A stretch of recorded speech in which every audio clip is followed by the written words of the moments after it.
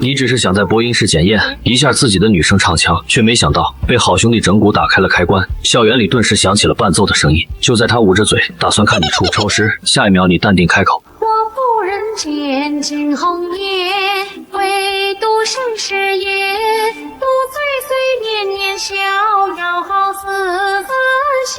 沧海桑田生死片，清风空隙现。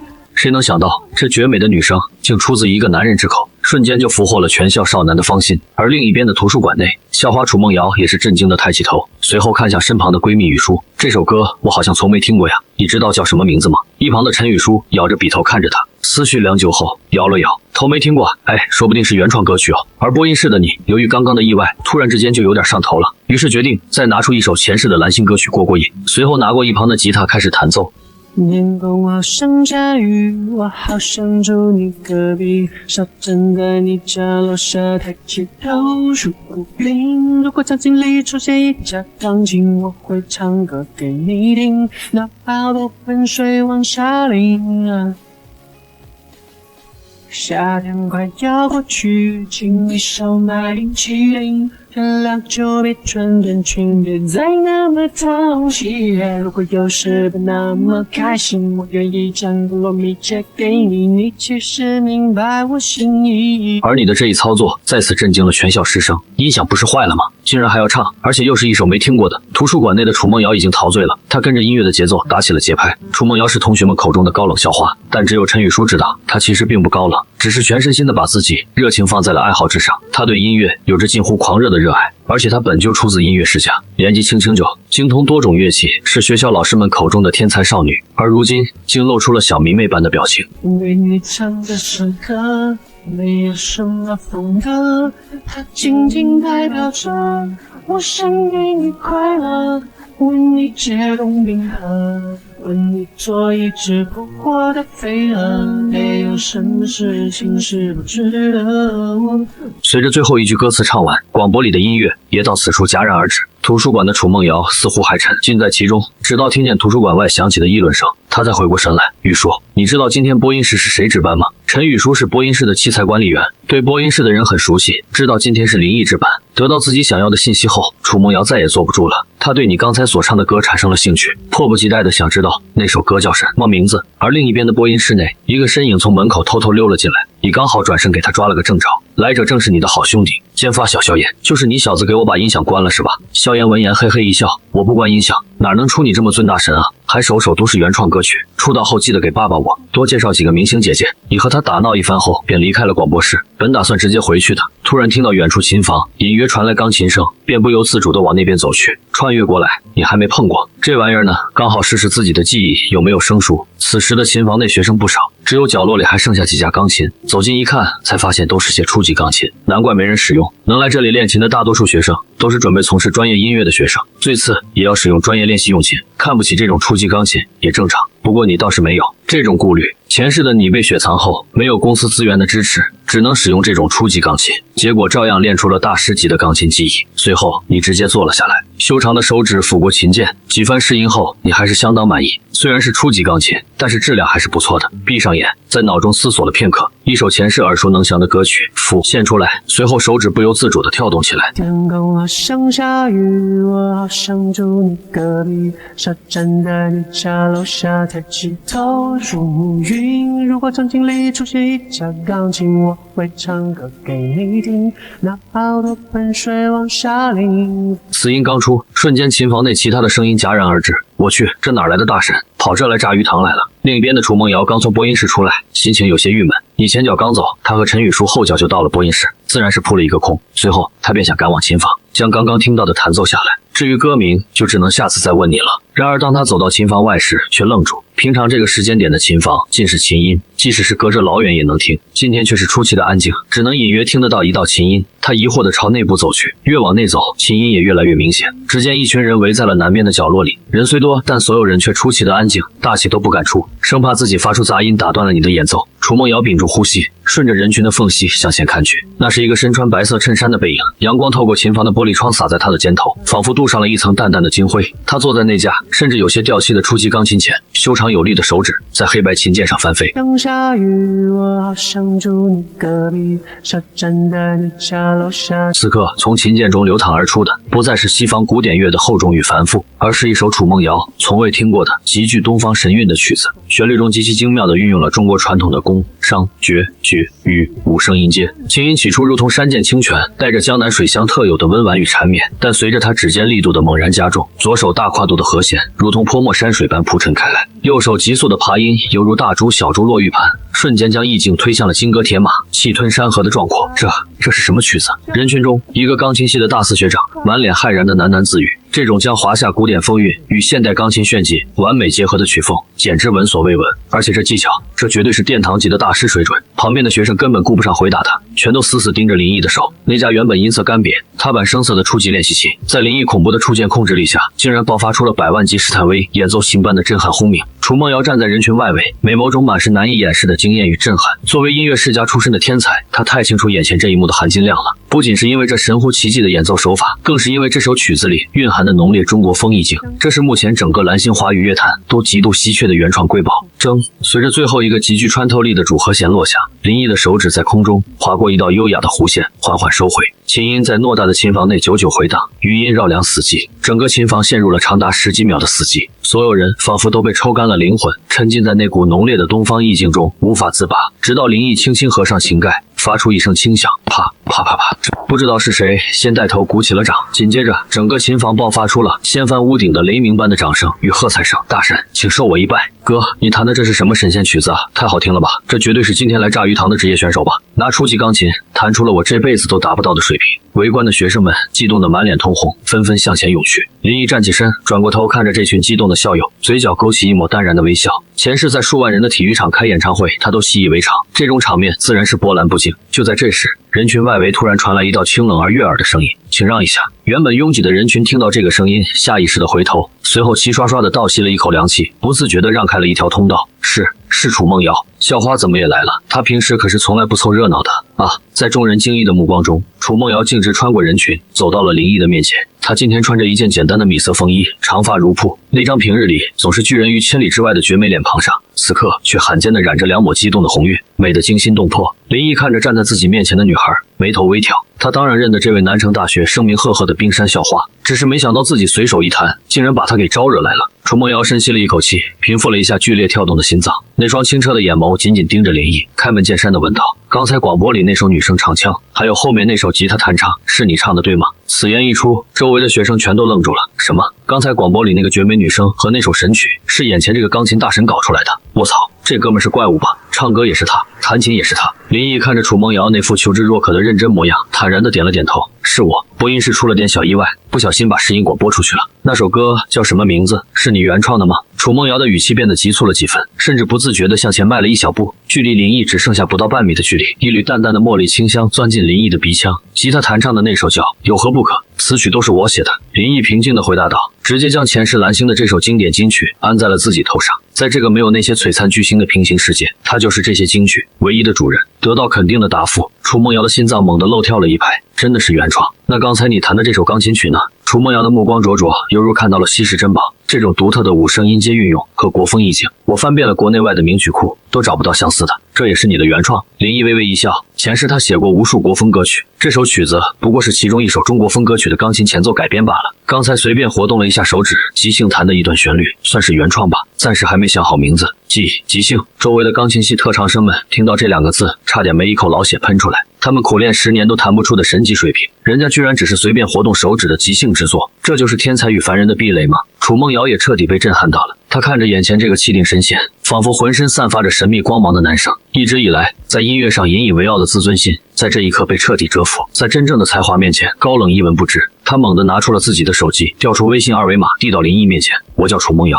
他的声音清脆，带着一丝不容拒绝的坚定，但也夹杂着难以察觉的紧张。“林毅，我想加你的微信，以后如果在音音乐上，特别是关于这种中国风的创作上，有什么想法？我希望能向你请教。全场哗然。我操！校花主动要微信了。南城大学4大未解之谜之一的楚梦瑶微信号，今天居然主动送出去了。妈妈，我见证历史了。林毅看着怼到脸上的二维码，也没有矫情，拿出手机扫了一下，伴随着滴的一声，两人成功加上了好友，有时间可以交流。林毅收起手机，对楚梦瑶微微点头致意，随后在众人敬畏与艳羡的目光中，拨开人群，走出了琴房，离开艺术楼。校园里的晚风吹在脸上，带来一丝凉意。林毅独自走在回宿舍的林荫道上，脸上的淡然渐渐褪去，取而代之的是一抹令人心悸的冰冷。他从口袋里掏出手机，刚刚加上楚梦瑶微信的界面被他划掉，他熟练地打开了微博热搜，果然在热搜榜的前3名，赫然挂着几个刺眼的词条：耍新生代天后苏若雪首张同名专辑发布，甩拽苏若雪，音乐才子白宇，华语乐坛的绝美出。练音怼看着屏幕上那个笑容甜美，被无数粉丝捧在手心里的女人，林毅的眼中闪过一丝森寒的杀意。苏若雪，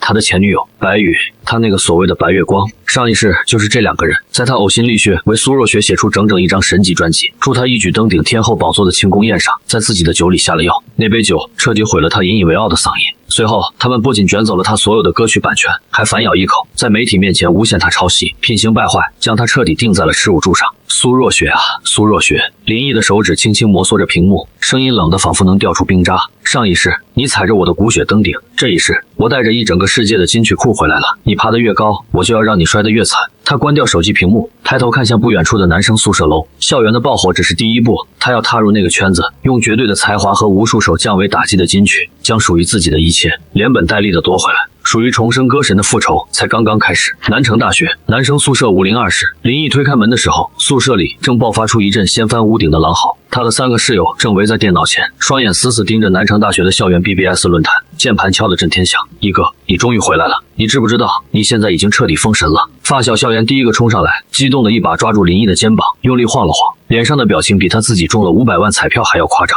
你看看，你快看看论坛，整个南大的服务器都快被你的帖子给挤瘫痪了。林毅顺着他的手指看向电脑屏幕，只见 BBS 的首页已经被满屏飘红的帖子彻底涂版，置顶着爆，震惊，播音室，神秘绝美，女生真身竟是带把的男神，哈！夏末秋凉的悸动，全网跪求播音室吉他弹唱，原创神曲，赚有何不可创无损音源。好，艺术楼清线扫地僧，用初级钢琴弹奏降维打击，赴现场高呼录音。Hot 4大未解之谜破案，冰山校花楚梦瑶主动索要微信，那个男人究竟是谁？每一个帖子的回复量都在以肉眼可见的速度疯狂飙升，短短几个小时，回帖数已经破了万。那些在播音室外、篮球场上以及琴房里用手机录下的音频和高呼视频，正在校园群、朋友圈里呈现出病毒式的疯狂传播。毅哥，你藏得太深了吧？咱们从小一起光屁股长大，我怎么不知道你不仅会尾音，还能写出这么牛逼的歌？萧炎一脸看怪物的表情看着林毅，还有琴房那首钢琴曲，艺术学院的那些高材生，在帖子里都快把你当祖师爷供起来了。另外2个室友也纷纷围上来，眼神中满是崇拜与不可思议。林毅看着屏幕上那些疯狂闪烁的帖子，嘴角只是轻轻牵起一抹平淡的弧度。他拍了拍萧炎的肩膀，走到自己的书桌前坐下，随手打开了那台略显老旧的笔记本电脑，不过是随便唱着玩玩，有什么好大惊小怪的？林毅的语气平静的像是在谈论今天晚饭吃了什么，随便玩玩。毅哥，你知不知道现在有多少女生在四处打听你的联系方式，甚至还有声乐系的教授在帖子里留言，说要破格收你当关门弟子。萧炎咽了口唾沫，你这就叫一夜爆红啊！一夜爆红吗？林毅看着屏幕倒影中自己年轻的脸庞，眼底深处却是一片令人心悸的冷静。前世的他站上过10万人体育场的最中央，享受过整个亚洲音乐圈的顶礼膜拜。这种程度的校园轰动，对于一个曾经的王级音乐制作人来说，连开胃小菜都算不上。他真正在意的是接下来该如何落子。苏若雪背靠着国内首屈一指的星芒娱乐，坐拥无数顶级资源和资本的力捧，想要复仇，单靠几首在校园里流传的高呼录音是远远不够的。他需要名气，需要属于自己的基本盘，更需要将脑海中那些足以颠覆这个时代乐坛的华夏金曲，以最完美、最极致的形态呈现出来。而要做到这一切，他现在最缺的是钱以及一个专业的录音棚。夜色渐深，宿舍里的其他3人已经带着对毅哥到底还有多少秘密的惊叹沉沉睡去，甚至萧炎的呼噜声已经开始起伏。林毅依然坐在电脑前，戴着耳机，正在华夏国最大的独立音乐人平台企鹅原创音乐网上注册自己的专属账号，艺名那一栏，他修长的手指在键盘上敲下了2个字：木白，木生火，白为金，烈火淬金，涅槃重生。嗡嗡！就在这时，放在桌上的手机突然震动了一下，在寂静的深夜里显得格外清晰。林毅拿起手机，屏幕上亮起一条微信消息的提示，发件人是一个纯黑色的头像，备注是下午刚刚加上的名字楚梦瑶。林毅同学，你睡了吗？冒昧打扰了。林毅看了一眼时间，晚上11点半。这位传闻中作息极其规律、高冷不食人间烟火的校花，居然在这个点主动给他发消息。他回了一个字：没。对方似乎一直守在屏幕前，消息几乎是秒回，而且是一大段极其专业的探讨。是这样的，关于你下午在琴房弹奏的那首原创曲目，我回来后尝试着扒谱，我发现你在副歌高潮进入前那个极具东方色彩的转调，似乎并没有使用传统的西方和弦奏向，而是运用了某种特殊的音阶排列。我尝试了很久，总是无法还原那种磅礴又苍凉的韵味。你能指导我一下吗？看着这条消息，林毅眼前浮现出那个绝美女孩咬着嘴唇坐在钢琴前苦思冥想的模样，不由得摇头轻笑。果然是个彻头彻尾的音乐痴。他没有打字，而是直接按住了语音键，声音在静谧的夜里显得低沉而富有磁性。你扒不出来很正常，因为那一段我根本没有用西方的12平均律去构架和弦，我用的是华夏古乐中的3分损1法。消息发过去后，对面沉默了足足1分钟。就在林毅以为对方睡着了的时候，屏幕上方连续弹出了好几条消息，甚至能感觉到对方打字时手指的颤抖。3分损1法，那不是管子地缘篇里记载的古代声律方法吗？现代钢琴的定弦怎么可能完美契合这种古律？我明白了，你是在触键的力度和踏板的延音上做了极其微小的伪装，通过泛音列的叠加，强行在12平均律的乐器上营造出了古律独有的轻脚和变态的听觉错觉。天哪，这种对音色和泛音近乎变态的控制力，你是怎么做到的？南城最高档的别墅区内，楚梦瑶穿着真丝睡衣，盘腿坐在卧室巨大的施坦威3角钢琴前，双手捧着手机，清冷的眼眸中此刻满是狂热与难以置信的震撼。他出身于音乐世家，爷爷是国内泰斗级的民乐大师，母亲是享誉国际的钢琴家，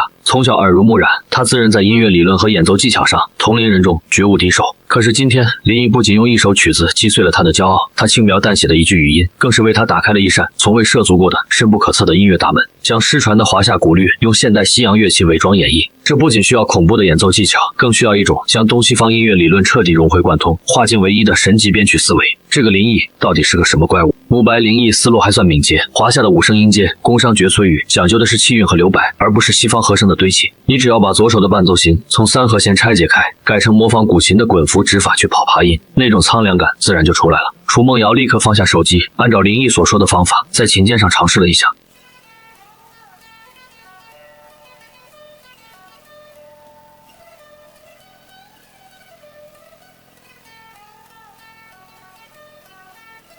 当一串如同流水般清冷，却又带着古朴旷达之气的爬音在指尖流淌而出时，楚梦瑶的呼吸彻底停滞了。对了，就是这个味道。下午在琴房里那种让他浑身起鸡皮疙瘩的华夏风韵，竟然真的被他弹出来了一丝皮毛。他激动的一把抓起手机，手指在键盘上飞速敲击。我弹出来了，林毅，你真的是个天才。不，天才都不足以形容你。你对中国传统音乐的理解，简直比我爷爷带的那些博士生还要深刻。林毅看着屏幕上的夸赞，心静如水。前世他为了突破华语乐坛被欧美日韩曲风垄断的瓶颈，曾闭关整整3年，翻烂了无数古籍，拜访了数十位民间非遗传承人，才硬生生开辟出了一条属于华夏的国风音乐体系。这点理论知识对他来说只是9牛1毛。他略微沉吟，借机抛出了自己的目的。既然指点你了，作为交换，帮我个忙。楚梦瑶愣了一下，随即毫不犹豫地回复：林毅，你说只要我能办到，我需要一个顶级的录音棚，最好是不对外营业，设备绝对私密的那种。我想把有何不可，还有几首新歌正式录制出来。作为回报，我可以把今天下午那首钢琴曲的完整曲谱写给你。楚梦瑶看着屏幕，嘴角忍不住疯狂上扬，那是一个绝美到足以让冰雪消融的笑容。如果是其他人对他提出这种要求，他肯定会觉得对方是在得寸进尺套近乎，但对于林毅，他此刻只觉得这是一种恩赐，一言为定。明天上午9点，我开车去你们宿舍楼下接你。我家里在南山有一处私人的独立录音棚，原本是我妈妈备用的，设备绝对是目前国内最顶配的级别。谢了，明天见。放下手机，林毅深吸了一口气，目光看向窗外的夜空，万事俱备，只欠东风。苏若雪、星芒娱乐，你们准备好迎接一场来自另一个世界、席卷整个华语乐坛的风暴了吗？第二天上午，周末，一辆极其拉风的冰蓝色保时捷帕拉梅拉稳稳地停在了南城大学男生宿舍楼下，流线型的车身和引擎低沉的轰鸣声瞬间吸引了周围无数男生的目光。当车窗摇下，露出楚梦瑶那张戴着大墨镜、清冷绝美的侧脸时，整个宿舍楼下倒吸凉气的声音此起彼伏。林毅背着一个简单的黑色双肩包，穿着干净的白色卫衣，神色自若地拉开车门，坐进了副驾驶。林毅，你昨天给我的那个滚符的伴奏思路，我昨晚练到凌晨3点。楚梦瑶一边启动车子，一边迫不及待地想要继续昨晚的音乐话题。开车专心点，到了录音棚有的是时间聊。林毅打断了他，目光平静地看着前方。楚梦瑶微微一怔，从小到大还从来没有哪个男生敢用这种近乎命令和上位者的语气对他说话，但奇怪的是，他心里竟然没有丝毫的反感，反而觉得理所当然。因为在音乐的领域里，林毅身上那种渊神月之的大师气场已经彻底将他折服。车子一路疾驰，半小时后驶入了南山区的一处顶级富人区，最终停在了一栋独立的独栋别墅前。这整栋别墅竟然全部被改造为了一个全声学处理的超级录音棚。推开厚重的隔音门，当林毅看到控制室里那一整排价值上千万的 NIF 8068模拟调音台、满墙的顶级母带级硬件处理器，以及收音室里那只被誉为麦克风之神的古董级纽曼 U7时，他的眼睛终于亮了。怎么样，这里的设备还入得了你的眼吗？楚梦瑶站在一旁，看着林毅的表情，心中隐隐升起一丝期待被夸奖的小骄傲，勉强够用。林毅走上前，熟练的如同抚摸老情人的肌肤一般，手指快速的掠过调音台上的推子和旋钮，听到勉强够用4个字，楚梦瑶不禁暗自啧舌。这可是国内许多一线天王天后都借不到的神级设备，在他眼里居然只是勉强。但接下来的几个小时里，楚梦瑶终于明白，林毅真的没有在装腔作势，他甚至没有要任何录音师和调音师的协助，他一个人坐在那台庞大的调音台前，仿佛一位巡视领地的君王。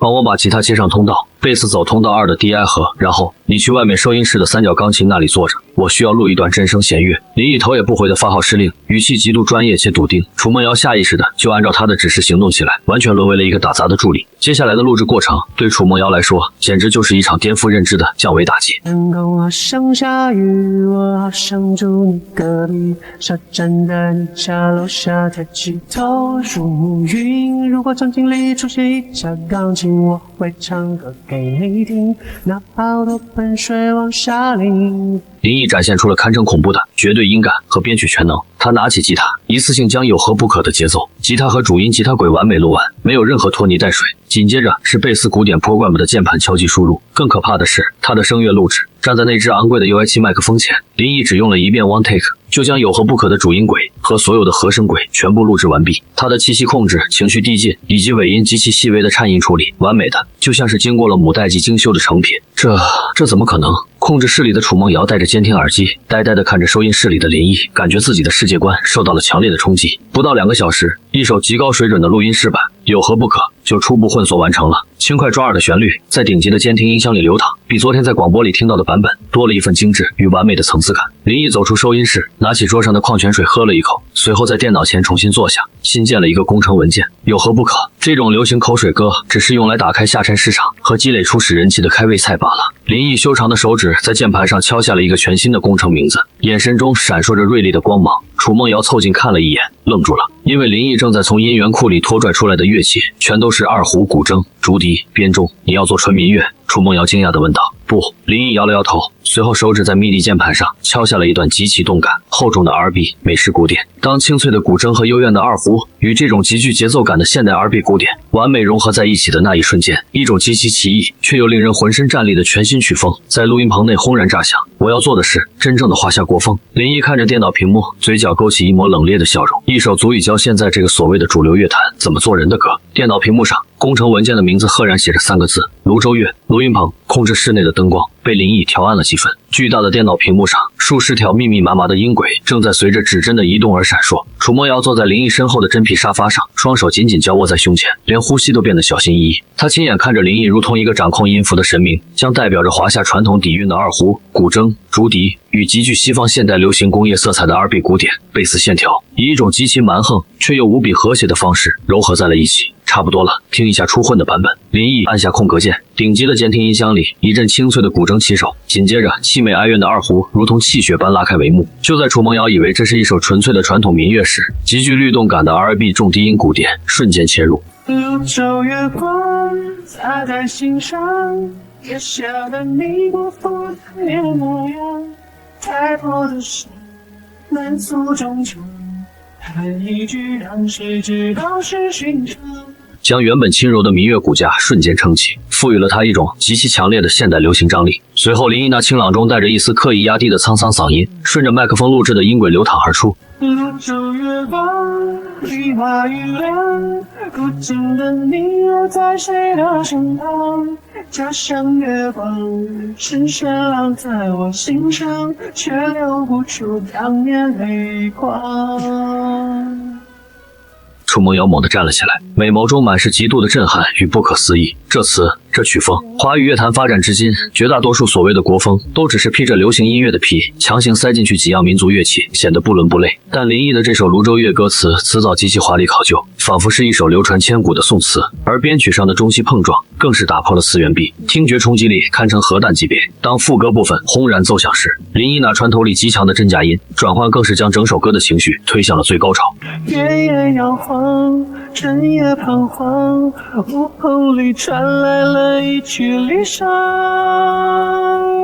叹一句，当时只道是寻常。楚梦瑶喃喃重复着这句歌词，只觉得一股莫名的悲凉与旷达直冲天灵盖。他看着坐在调音台前那个背影挺拔的男生，心中掀起了惊涛骇浪。这需要怎样的人生阅历，才能写出如此看破红尘，却又带着无尽相思与怅惘的词句？而此时的林毅看着屏幕上正在导出音频的进度条，眼神却渐渐变得幽暗深邃。当时只道是寻常，他嘴角勾起一抹冰冷彻骨的自嘲。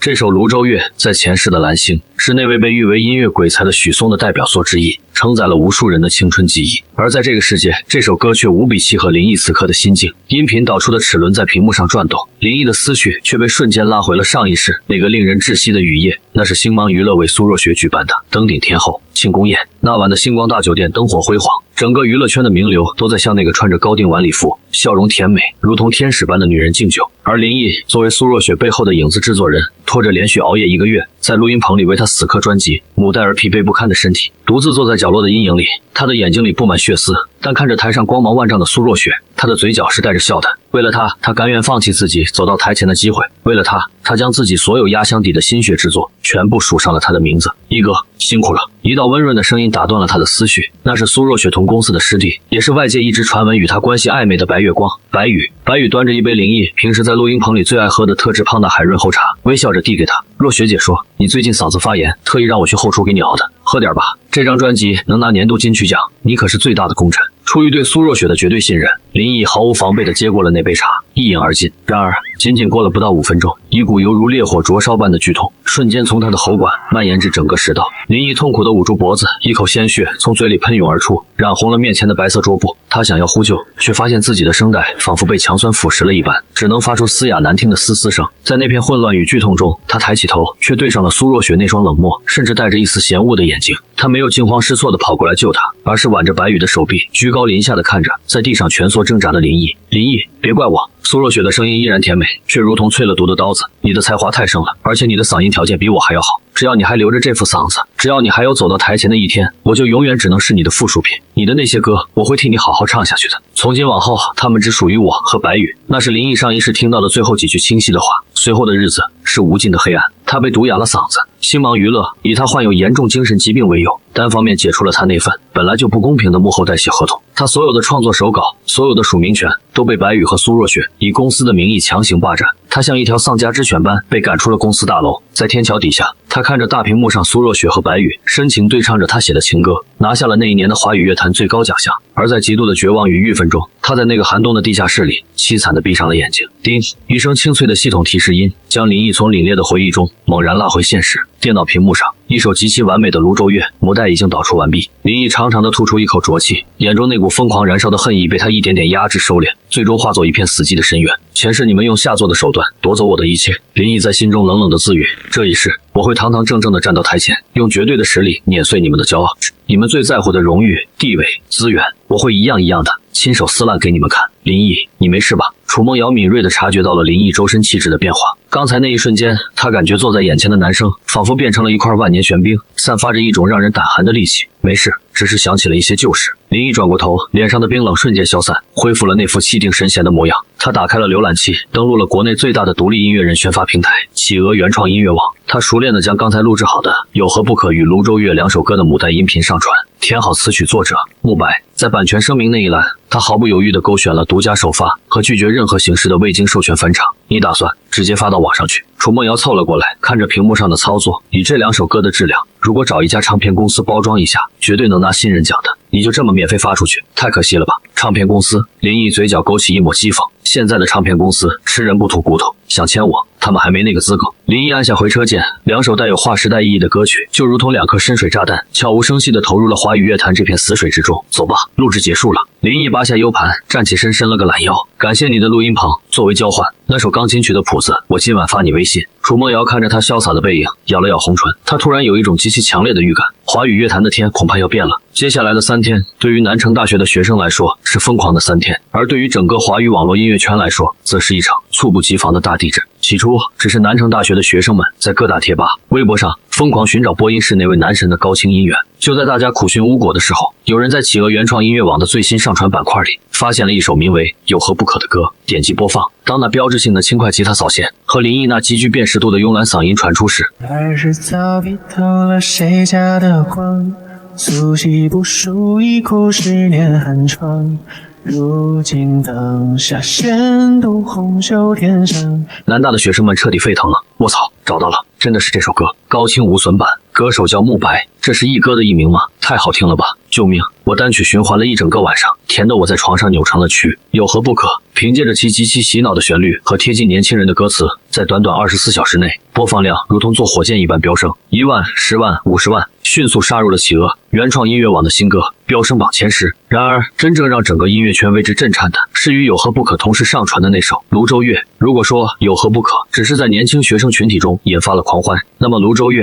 则是直接往那些自诩清高的专业乐评人和资深音乐人脸上狠狠扇了一巴掌。某知名乐评大 V 毒舌老王在深夜发了一条长微博，言辞极其激动，疯了，简直是疯了！我刚刚在企鹅原创榜单上听到了一首名叫《泸州月》的歌。我从业20年，听过无数自称国风的烂歌，但这一首让我浑身起了3层鸡皮疙瘩，将华夏5声音阶与西洋 R&B 节奏结合得如此丝滑，词作更是绝代风华。这个叫慕白的音乐人到底是谁？华语乐坛什么时候出了这种怪物级的新人？这条微博瞬间被转发了数万次，无数路人怀着好奇的心情点开这首歌，随后便彻底沦陷在那股3月一路烟霞的绝美意境中。短短3天时间，泸州月不仅登顶了企鹅原创音乐网的总榜第1，更是直接空降了全网音乐热搜榜的前3名，直接把那些花了几百万买榜的流量小鲜肉死死踩在脚下。热搜榜单上极其戏剧性的一幕出现了，第1名说慕白泸州月封神之作坠，第2名draw全网寻找天才音乐人慕白踹，第3名苏若雪新专辑销量破纪录。此时位于燕京市中心的星芒娱乐总部大厦内，苏若雪穿着一身奢华的香奈儿套装，坐在宽敞的休息室里，看着手机上的热搜榜单，原本精致甜美的脸庞此刻却微微有些扭曲。这个慕白是从哪里冒出来的？苏若雪将手机重重地拍在桌子上，看向一旁的经纪人红姐，我的新专辑宣发花了1000多万，热搜第1的位置居然被一个连真面目都不敢露的独立音乐人给抢了。红姐擦了擦额头的冷汗，若雪，你先别生气，这个人确实是个异类，那首泸州月的质量，说实话高得离谱。现在业内各大公司都在疯狂肉搜这个慕白的联系方式，想要签下他。一旁的白宇端着咖啡走了过来，眼神阴促，一首歌火了算什么，说不定只是昙花一现，我们手里可是攥着林毅留下的那么多精品曲库，只要稳扎稳打，离天后的位置谁也撼动不了。听到林毅这个名字，苏若雪的眼中闪过一丝不易察觉的厌恶与心虚，她冷哼了一声，也是一个不知从哪儿冒出来的野路子而已。红姐，你去查查这个慕白，如果是个穷学生或者缺钱的，就出点钱把他的版权买过来，如果不卖，苏若雪的眼神变得阴狠，那就让他和林毅一样在圈子里查无此人。而就在星芒娱乐高层密谋的同时，南城大学502宿舍内，林毅的手机屏幕上正不断弹出一封封来自全国各大顶级娱乐公司 AR 唱片公司负责挖掘新人的部门发来的邮件。璀璨世纪娱乐、光影传媒、滚石唱片。林毅随意翻动着那些承诺着各种丰厚待遇的签约邮件，嘴角勾起一抹玩味的冷笑。突然，他的目光停留在了一封邮件上，发件人星芒娱乐艺人总监李华。尊敬的慕白先生，您的才华令人惊叹，星芒娱乐诚挚邀请您加入我们的大家庭，我们将为您提供业内最高级别的 S 级新人合约，并由当红天后苏若雪亲自为您站台宣发。星芒娱乐，苏若雪。林毅的眼神瞬间变得如刀锋般锐利，仿佛一头锁定了猎物的狼人。他轻轻敲击着键盘，直接点击了删除，随后拨通了另一个一直亮着红灯的陌生电话号码。喂，是璀璨世纪的艺人总监吗？林毅的声音平静的出奇，你们的新人合约我不感兴趣，想签我可以，但我不要死工资，我要对赌。电话那头愣了一下，随即传来一个精明女人的声音，慕白先生，您想要怎么赌？送我去你们正在筹备的那个大型偶像选秀节目《明日之子》。林毅看着窗外渐渐亮起的天光，一字一顿地说道，如果我拿不到 C 位断层出道，我命由你们公司随便摆布，但如果我登顶了，我要开自己的个人工作室，并且拥有绝对的版权控制权，风起于清平之末，一场席卷整个娱乐圈的惊天风暴正式拉开序幕。燕京市中心国贸 CBD 商圈，位于璀璨世纪娱乐公司总部楼下的一家顶级私密咖啡厅内，伴随着悠扬的大提琴背景音，气氛却显得有些剑拔弩张。坐在卡座内侧的是璀璨世纪的王牌艺人总监秦岚，她穿着一身干练的黑色职业套装，烈焰红唇，眼神中透着在娱乐圈摸爬滚打10几年沉淀下来的精明与老辣。此刻，她正不动声色地打量着坐在对面的年轻人，太年轻了，干净的白色衬衣，没有经过任何包装的素颜，甚至身上还带着一丝尚未完全褪去的学生气。如果不是那双深邃的仿佛能洞穿一切的眼睛，秦岚绝对不敢相信，眼前这个大二学生就是这几天在网上掀起滔天巨浪，被无数乐评人奉为国风神级天才的慕白林忆林先生。电话里谈终究不够正式，这是我们公司法务部连夜为您拟定的合约，您可以先过目。秦岚收敛起心中的情绪，将一份厚厚的文件推到林毅面前，脸上挂着职业且充满诱惑力的微笑。我知道你目前还是个学生，可能不太了解这行的规矩，但我可以向你保证，这份合约的定级是 A 级新人约，除了极少数带资进组的资本宠儿，这是普通新人能拿到的最高天花板了。300万的签字费，专业的独立经纪团队，以及每年不低于2000万元的宣发资源倾斜。秦岚双手交叉放在桌面上，身体微微前倾，带着一种上位者的压迫感。只要你签下字，璀璨世纪会把你包装成下一个时代的华语小天王。林毅没有说话，只是随手翻开了那份装订精美的合同，他的目光在密密麻麻的条款上快速扫过，嘴角那抹嘲弄的弧度却越来越大。前世他在这个名利场里摸爬滚打了10年，什么恶心的合同没见过。秦岚拿出来的这份东西，骗骗那些做着明星梦的无知大学生还行，在他眼里简直就是一张写满了吃人2字的卖身契。秦总监，您口中的天花板，我看未必吧。秦总监，您口中的天花板，我看未必吧。林毅修长的手指在合同的某一页上重重地点了2下，声音清冷。第3条，合约期10年，期间我创作的所有音乐作品版权归璀璨世纪独家所有。第15条，公司有权干涉我的创作方向，如果作品不符合市场预期，公司有权强制我演唱公司指定的商业歌曲。第27条，违约金高达1亿5千万。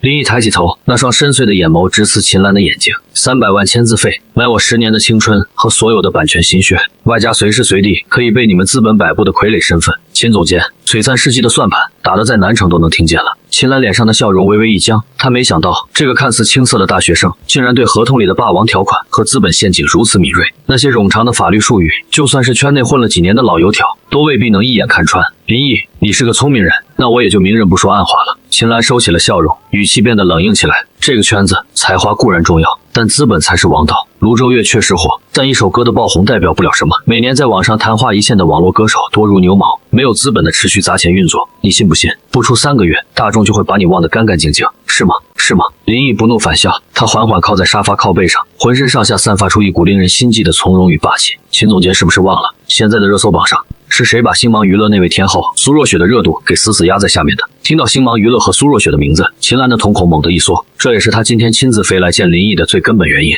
璀璨世纪和星芒娱乐是死对头，如果能签下这个刚出道就能把苏若雪压着打的天才，绝对是对星芒娱乐的一击重拳。我要的不是被你们包装成什么流量小鲜肉。林毅盯着秦岚，一字一顿地说道，我要的是对赌，一份只有权利没有束缚的对赌。荒谬，你知不知道你在说什么？秦岚猛地拍了一下桌子，压低声音怒斥道，一个还没出道的新人敢跟国内顶尖娱乐公司谈对赌，你哪来的底气？林毅没有废话，他直接拿出手机，插上耳机，将其中一个耳塞推到了秦岚面前。我的底气就在这里，听完这个我们再谈。秦岚皱着眉头，半信半疑地戴上耳机。林毅按下了播放键，那是一段只有1分半钟的小样 demo， 没有复杂的编曲，只有一把简单的木吉他和林毅清唱的声音。然而当第一句歌词传进秦岚的耳朵里时，谁在用琵琶弹奏一曲东风破，谁也在墙上默默看见啥时候。他整个人如同被雷击中一般，死死地僵在了座位上。那是一种他从未听过的极具东方古典韵律的悲凉。歌词中唱着一壶漂泊浪迹天涯难入喉，唱着谁在用琵琶弹奏一曲东风破。那古风古韵的填词，搭配着颠覆了传统华语流行乐坛和声走向的曲调，简直就像是一把锋利的刻刀，在灵魂深处雕琢着一幅水墨画卷。如果说《泸州月》是一首惊艳的开山之作，那么这首仅仅只有 demo 的半成品，就是足以奠定一个流派、一座丰碑的神级作品。这首歌，秦岚的呼吸变得急促起来，手里的咖啡杯都在微微颤抖着。他甚至能想象到，如果这首歌配上顶级的国风编曲发布出去，整个华语乐坛将会迎来怎样的一场大地震。这叫东风破。林毅平静地收回手机，像这样质量的中国风歌曲，我的脑子里还有几十上百首。秦总监，你现在觉得我有资格谈对赌了吗？你现在觉得我有资格谈对赌了吗？几十上百首。秦岚倒吸了一口凉气。如果林毅说的是真的，那他根本就不是什么新人，他是一座行走的金矿，是一个足以凭一己之力开创华语乐坛国风时代的妖孽。你想怎么赌？秦岚的语气不知不觉间已经软了下来，甚至带上了一丝敬畏。很简单，林毅竖起3根手指，语气掷地有声。第一，下周开录的偶像选秀节目《明日之子》，我要一个首发参赛名额。节目期间，我不拿公司1分钱的宣发费，不动用公司任何水军资源。第二，如果在节目决赛中我拿不到全网断层第1的 C 位出道，这份10年卖身契我林毅签了，任你们璀璨世纪当牛做马。第三，林毅的眼神骤然变得锐利如刀。如果我 C 位出道，我要成立独立运转的慕白个人国风工作室，挂靠在璀璨世纪名下，但我所有的歌曲版权100%归我自己所有，商务分成我9你1，并且公司要为我配备业内最顶级的国风乐团和 S 级录音棚。疯子，这绝对是个彻头彻尾的疯子。秦岚看着眼前这个自信到近乎狂妄的年轻人，心脏在胸腔里疯狂跳动。赢了，璀璨世纪将白得一个开创时代的超级巨星，还能借此把死对头星芒娱乐踩在脚下。输了，他们不过是付出了一个选秀节目的名额，就能白捡一个才华横溢的廉价劳动力。这笔买卖无论怎么算，资本都不会亏。但他林毅凭什么敢拿自己10年的自由去赌一个没有任何资源支持的选秀 C 位？他难道不知道现在的选秀全都是资本运作的剧本吗？好，我答应你。秦岚猛地咬牙，将那份 A 级合约撕成2半，重新从公文包里拿出一份空白的对赌协议模板。协议，我现在就联系法务部修改，下午我们直接签约。林毅，我倒要看看你一个人怎么去对抗整个内娱的资本洪流。2天后，南城大学校门外，一辆极其低调的黑色商务车停在路边，那是璀璨世纪派来接林毅前往明日之子录制基地的专车。林毅背着一个简单的行囊，刚走出校门，就看到了一抹清冷绝美的身影等在树荫下。楚梦瑶今天穿了一件很温婉的浅色长裙，手里提着一个极其精致的檀木盒子。看到林毅出来，她快步迎了上去。那张平日里对谁都冷若冰霜的脸上，此刻却带着一抹淡淡的足以融化冰雪的笑意。决定要去了，楚梦瑶轻声问道，美眸中流转着异样的光彩。这几天林毅在网上掀起的风暴，他都看在眼里。他比任何人都清楚，这个男人一旦决定踏入那个圈子，必将掀起惊涛骇浪。去拿回属于我的一些东西。林毅点了点头，语气平静。楚梦瑶将手中的檀木盒子递到林毅面前，轻声说，打开看看。林毅接过盒子，轻轻拨开铜扣，里面静静地躺着一件纯手工定制的月白色星中式立领衬衫，衣襟和袖口处用极其繁复精妙的苏绣工艺，用银线绣着栩栩如生的竹叶暗纹。整件衣服既保留了华夏传统服饰的儒雅与风骨，又融入了现代剪裁的利落，简直是一件不可多得的艺术品。我知道你要去参加那个选秀。楚梦瑶看着林毅，眼神异常认真且坚定。那个节目我也看过几期，里面全是千篇一律的韩式妆容和工业流水线做出来的衣服。你说过你要做真正的华夏国风，这件衣服是我拜托我爷爷认识的一位苏绣非遗老先生连夜赶制出来的。楚梦瑶的脸颊微微泛起一抹红晕，穿上它，去让他们看看什么才是属于我们华夏真正的风骨。穿上它，去让他们看看什么才是属于我们华夏真正的风骨。我在南场等你 C 位加冕。看着盒子里那件承载着深厚心意的中式衬衫，再看看眼前这个外表清冷，内心却如烈火般纯粹的女孩，林毅的心头微微一暖。前世他在娱乐圈见惯了尔虞我诈和背后捅刀，楚梦瑶这份纯粹的信任与支持显得尤为珍贵。谢了，这件战袍我很喜欢。林毅没有推辞，合上盖子，对着楚梦瑶露出了一个极其耀眼的笑容。随后他转身踏上商务车，毫不犹豫地驶向了那个属于他的战场。明日之子录制基地位于燕京郊外的一座大型影视城内，作为目前国内投入最大、热度最高的 S 级偶像生存战节目，这里汇聚了来自全国各大经纪公司输送的100名顶级练习生。当林毅提着行李箱推开选手备战大厅的门时，里面的喧闹声稍微停顿了一下，随后便是一阵窃窃私语。整个大厅里放眼望去，几乎全都是留着5颜6色头发、画着浓重烟熏妆、穿着各种浮夸打歌服的年轻男孩。空气中弥漫着刺鼻的定型喷雾和浓烈香水的味道，他们聚在一起，互相吹捧着彼此身上穿的奢侈品高定，或者是炫耀着自己背后的公司砸了多少钱做宣发。林毅今天只穿了一件极其简单的白色 T 恤和休闲裤，身上那股干净、清冷，甚至带着一丝书卷气的古典气质，在这个充满了工业塑料味的房间里显得格格不入，却又鹤立鸡群。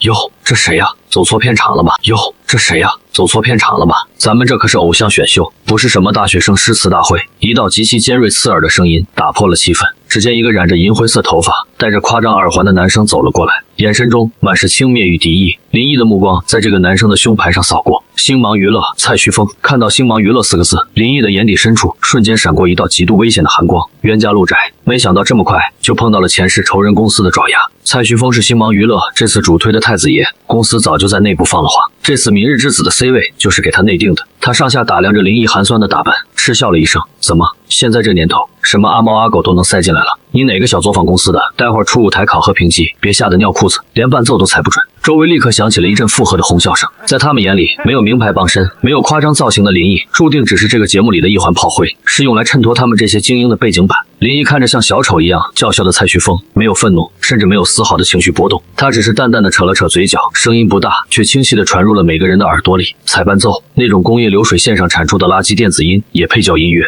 林毅提着行李箱，直接无视了蔡旭峰仿佛吃了苍蝇一般的脸色，径直走向角落里唯一空着的位置，冷冷的丢下一句：待会儿在舞台上，我会教教你们什么才叫真正的降维打击，我会教教你们什么才叫真正的降维打击。明日之子的初舞台评级现场位于星光影视城最大的演播厅内，穹顶之上数百盏极其昂贵的矩阵射灯交织出绚烂至极的光影，呈金字塔状排列的100个透明亚克力座椅上，已经稀稀拉拉的坐上了一半的练习生。最高处那个象征着绝对 C 位的王座依然空悬，散发着诱人而危险的光芒。舞台正前方的导师席上坐着4位在华语乐坛和娱乐圈举足轻重的人物，主控全场的发起人是连续3年蝉联国内最佳男歌手的全能天王周杰，坐在他左侧的是以严苛和毒舌著称的国家队级声乐导师韩红梅，右侧则是当红顶流爱豆出身的舞蹈导师王一博，最边上则是业内出了名的金牌制作人兼创作导师薛之谦。下一个出场的是谁？薛之谦揉了揉有些发胀的太阳穴，连续录制了4个小时，听了30几个练习生千篇一律的韩式舞曲和毫无灵魂的电音轰炸，他的耐心已经快要耗尽了。星芒娱乐的练习生蔡旭峰，一旁的王一博看着手中的台本提醒道。伴随着一阵极其躁动的重低音 EDM 前奏，蔡旭峰带着他那4个伴舞在绚烂的灯光和干冰烟雾中闪亮登场。他们穿着布满亮片和柳钉的夸张皮衣，画着浓重的全包眼线，一上台便是一段极度用力过猛的韩舞。 Baby girl, you are my destiny， 燃烧的火焰让我无法呼吸。麦克风里传出的声音经过了极其严重的 Auto 减 Tune 自动修音处理，电音感强的甚至听不出原本的音色，高音部分更是明显垫了极厚的原声伴奏，半开麦甚至近乎假唱。但在星芒娱乐庞大资本的运作下，现场的机位依然给了他全方位的特写，将这出工业流水线上的表演包装得无比华丽。一曲终了，蔡旭峰剧烈的喘息着，摆出一个自认为极其帅气的 ending pose， 等待着导师的点评。韩红梅眉头紧锁，显然对这种半开麦的表演极度不满，刚想拿起话筒发飙，却被主发起人周杰用眼神不动声色地制止了。周杰很清楚，蔡旭峰是星芒娱乐今年私保的太子爷，节目组私下里早就打过招呼，必须一路绿灯放行。舞蹈张力很足，舞台表现力也很抓人眼球，虽然声乐部分还有待提高，但作为偶像的综合素质是达标的。周杰给出了一段极其圆滑的场面话，随后看向其他导师，我给 A 等级，你们呢？王一博点了点头。A。薛之谦叹了口气，资本的力量他无法抗衡，只能随手画了个 A。韩红梅则是黑着脸，极其不情愿地给出了一个 B。最终，蔡旭峰以3个 A 的耀眼成绩，在一众练习生极其艳羡和狂热的欢呼声中，趾高气昂地走向了金字塔顶端区域的座位。路过中后排时，他还特意挑衅地往选手通道的方向看了一眼。他记得那个穿着寒酸的穷小子，估计马上就要上台出丑了。好了，让我们有请下一位练习生。周杰看了一眼台本上那唯一一个没有任何经纪公司前缀的名字，眉头微挑。个人练习生林毅，眉头微挑。个人练习生林毅。演播厅的灯光骤然暗了下来，没有夸张的干冰烟雾，也没有震耳欲聋的电子音效，只有一束极其纯净冷冽的白光，如同月华一般，静静地打在了舞台尽头的通道出口。伴随着沉稳而极具节奏感的脚步声，一个修长挺拔的身影缓缓走入了所有人的视线。全场原本因为蔡旭峰而躁动的气氛，在这一刻仿佛被某种无形的力量瞬间抽空，陷入了诡异的死寂。100个坐在阶梯上的练习生以及台下的4位导师，全都下意识地屏住了呼吸，睁大了眼睛。太惊艳了！林毅没有像其他练习生那样穿着奇装异服，也没有在脸上涂抹任何脂粉，他身上穿着的正是楚梦瑶送给他的那件月白色的新中式立领衬衫。这件出自苏秀非遗老先生之手的战袍，在灯光的映照下，流转着一种极其低调却奢华的光泽。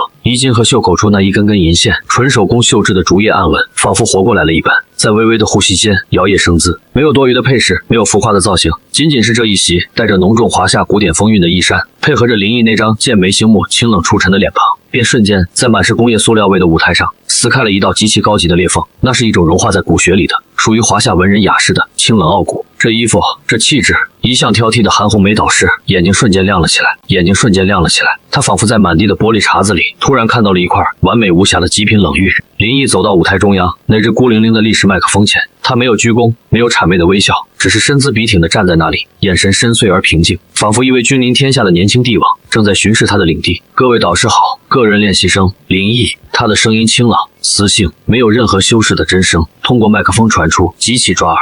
周杰看着眼前这个气场强大到让他都隐隐感到一丝压迫感的年轻人，眼中闪过浓厚的兴趣。林毅，你的资料上写着你今天带来的初舞台曲目是原创。林毅淡淡的回答，我看你的资料，你没有挂靠任何经纪公司，也没有专业的团队，那你这首原创的编曲是谁做的？薛之谦敏锐地抓住了重点，词曲、编曲、和声、录音、母带混音，全都是我一个人。林毅的语气依然平静，仿佛在诉说一件微不足道的小事。此言一出，全场哗然。吹牛逼吧，他以为他是谁啊？一个人包揽整个工业流程，真当自己是神仙了。坐在金字塔高处的蔡旭峰忍不住嗤笑出声，声音大到整个演播厅都能听见。其他练习生也纷纷露出了不信和鄙夷的神色，在他们看来，林毅不过是为了博取眼球，在这里强行凹全能天才的人设罢了。四位导师也是面面相觑，一个人包揽所有流程不是不可能，但要在这种级别的 S 级舞台上拿出手，那不仅需要极高的天赋，更需要常年累月在录音棚里砸出来的恐怖经验。眼前这个大二学生怎么可能做到？好，既然是你全包的原创，那歌名是什么？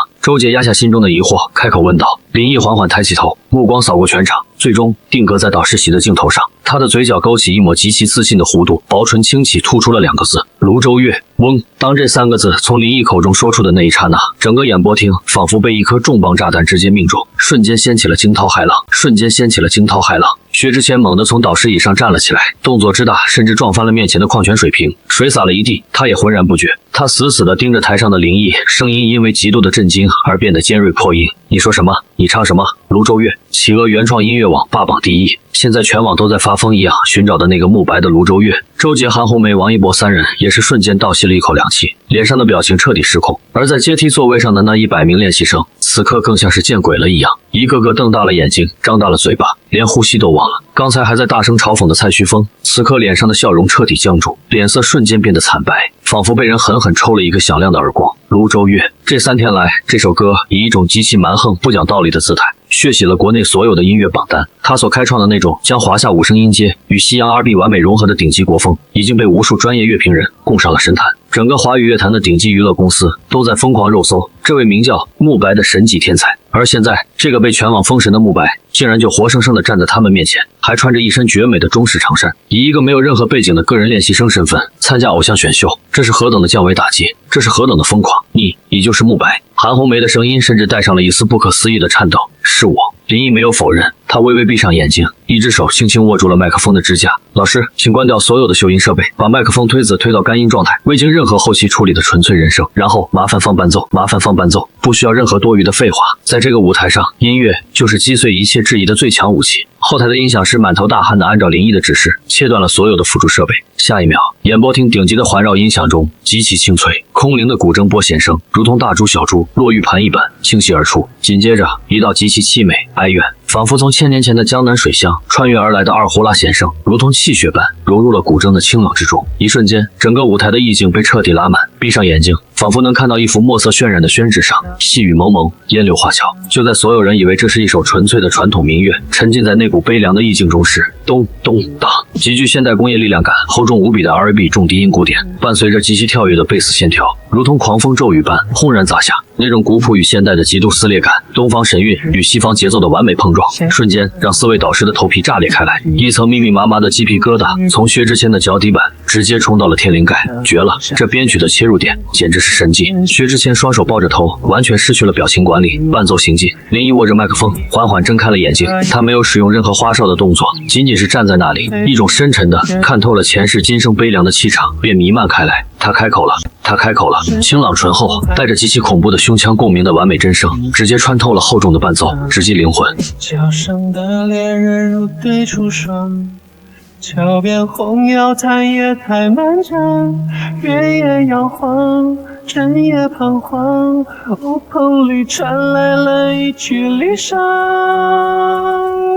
而是春风化雨落满地。那个画面一直在我脑海里，太多的线索让你看出，最后2行击碎了象兵，全场死寂，100个练习生张着嘴，仿佛被抽干了灵魂，没有修音，这就是未经任何处理的干音。这种字正腔圆的发音，这种对气息控制到变态级别，每一句词的尾音都带着极其自然而细腻颤音的处理方式，这根本不是什么偶像练习生，这他妈是国家队下凡来屠新手村了啊！韩红梅的眼睛瞬间红了。作为国家队的顶级歌唱家，她太清楚这种唱功的含金量了。现在的年轻人唱歌全靠喉咙吼，或者靠电音修饰，而林毅的发声位置极其科学，声音集中在面罩共鸣区，通透的宛如实质。舞台上，林毅的演唱还在继续，如昼月光洒在心上，月下的你不复当年模样，太多的事难诉衷肠。情绪随着那首如同古诗词般华丽的填词一层层剥开递进。3月一路烟霞莺飞草长，柳絮惹人望桥边。红药叹夜太漫长，月也摇晃，人也彷徨。他闭着眼睛，脑海中浮现出上一世被苏若雪背叛，在绝望中死去的画面。那股压抑在灵魂深处的悲哀与旷达，彻底融入了歌声之中。副歌来临前的那一瞬，鼓点突然一空，只留下一声悠长凄厉的竹笛。林毅的身体微微后仰，麦克风拉开一段距离，下一秒，他直接展示了极其恐怖的真假声。还一句让谁知道是寻常，如昼月光，梨花雨凉，如今的你又在谁的身旁？家乡月光，是声浪在我心上，却流不出当年泪光。无缝切换和极高音域的爆发，整个演播厅仿佛被这直冲云霄的高音彻底点燃。那高音极其具有穿透力，却又不是那种撕心裂肺的干嚎，而是饱含着极其浓烈的情感张力，如同一把利剑刺穿了在场每一个人的心脏。我操！练习生席位上，不知道是谁彻底崩溃了，直接抱着头尖叫出声。随后，就像是多米诺骨牌倒塌一般，所有的练习生都疯了。他们站起来，抓着头发，看着舞台上那个穿着月白长衫，如同谪仙降临般的男人，眼中只剩下了无尽的恐惧与膜拜。蔡旭峰瘫坐在椅子上，浑身止不住的颤抖，他的大脑一片空白。在这股碾压一切的绝对实力面前，他刚才那段引以为傲的工业唱跳，简直就像是下水道里的老鼠在跳梁，滑稽可笑到了极点。4位导师已经全部站了起来，没有一个人还能安稳地坐在椅子上。薛之谦甚至激动地站在了导师席的桌子上，双手疯狂地挥舞着，眼泪都快飙出来了，叹一句：家乡月光，是声浪在我心上，却流不出当年泪光，随着最后一句余音在场馆内缓缓绕梁散去，林毅放下了麦克风，气息平稳的仿佛刚才那段恐怖的高音爆发根本不是他唱的一样。音乐停止，足足过了半分钟，啪啪啪，韩红梅第一个举起双手，用力的鼓掌。紧接着，周杰、王一博、薛之谦，再到台下所有的工作人员、导演组以及那些被彻底折服的练习生们，爆发出了一阵长达3分钟，几乎要掀翻演播厅穹顶的雷鸣般的掌声与嘶吼声。疯了，我真的是见证历史了。薛之谦拿着麦克风，手都在抖。林毅、慕白，你知不知道你这首歌把华语乐坛的国风门槛拉到了一个别人可能这辈子都摸不到的高度？那副歌的真假音转换，那歌词里的意境，我薛之谦今天在这儿把话放在这儿，你根本不需要参加这个节目，你现在就可以直接原地出道封神，太可怕了，真的太可怕了。周杰苦笑着连连摇头，在你的舞台面前，我们之前评出的那些 A 等级简直就像是个笑话。韩红梅更是直接拿起麦克风，目光灼灼地盯着林毅，语气中带着不容拒绝的霸气。林毅，这个节目结束以后跟我走。林毅，这个节目结束以后跟我走，我把我所有的资源都砸给你，只要你愿意继续深耕这种带着华夏风骨的传统流行乐，你绝对能成为华语乐坛划时代的巨星。面对导师们近乎失控的夸赞和疯狂的招揽，林毅依然保持着那副云淡风轻的模样，他微微躬身，礼貌地道谢。那深月白色的苏绣长衫将他衬托得越发出尘不染，最终的评级没有任何悬念。林毅，恭喜你！周杰深吸了一口气，大声宣布道：经过我们4位导师的一致决定，你的初舞台等级是代表着绝对碾压的最高级。当那个金光闪闪的标志在大屏幕上亮起时，林毅提起行李箱，在全场100双充满敬畏的目光注视下，一步一步从容不迫地走向了金字塔最顶端那张独一无二的王座。他缓缓转身，坐在了那个象征着王权的位置上，居高临下地俯视着坐在下方的蔡徐峰以及他背后代表的整个娱乐圈的浑水。复仇的第一把火已经彻底点燃，属于国风歌神的时代从今夜起正式降临。明日之子初舞台的录制已经播出，整个华夏互联网彻底瘫痪了足足10分钟。热搜榜单前10名有7个词条属于林毅和卢周越，他那一袭月白色的长衫以及那足以刺破苍穹的惊天一嗓，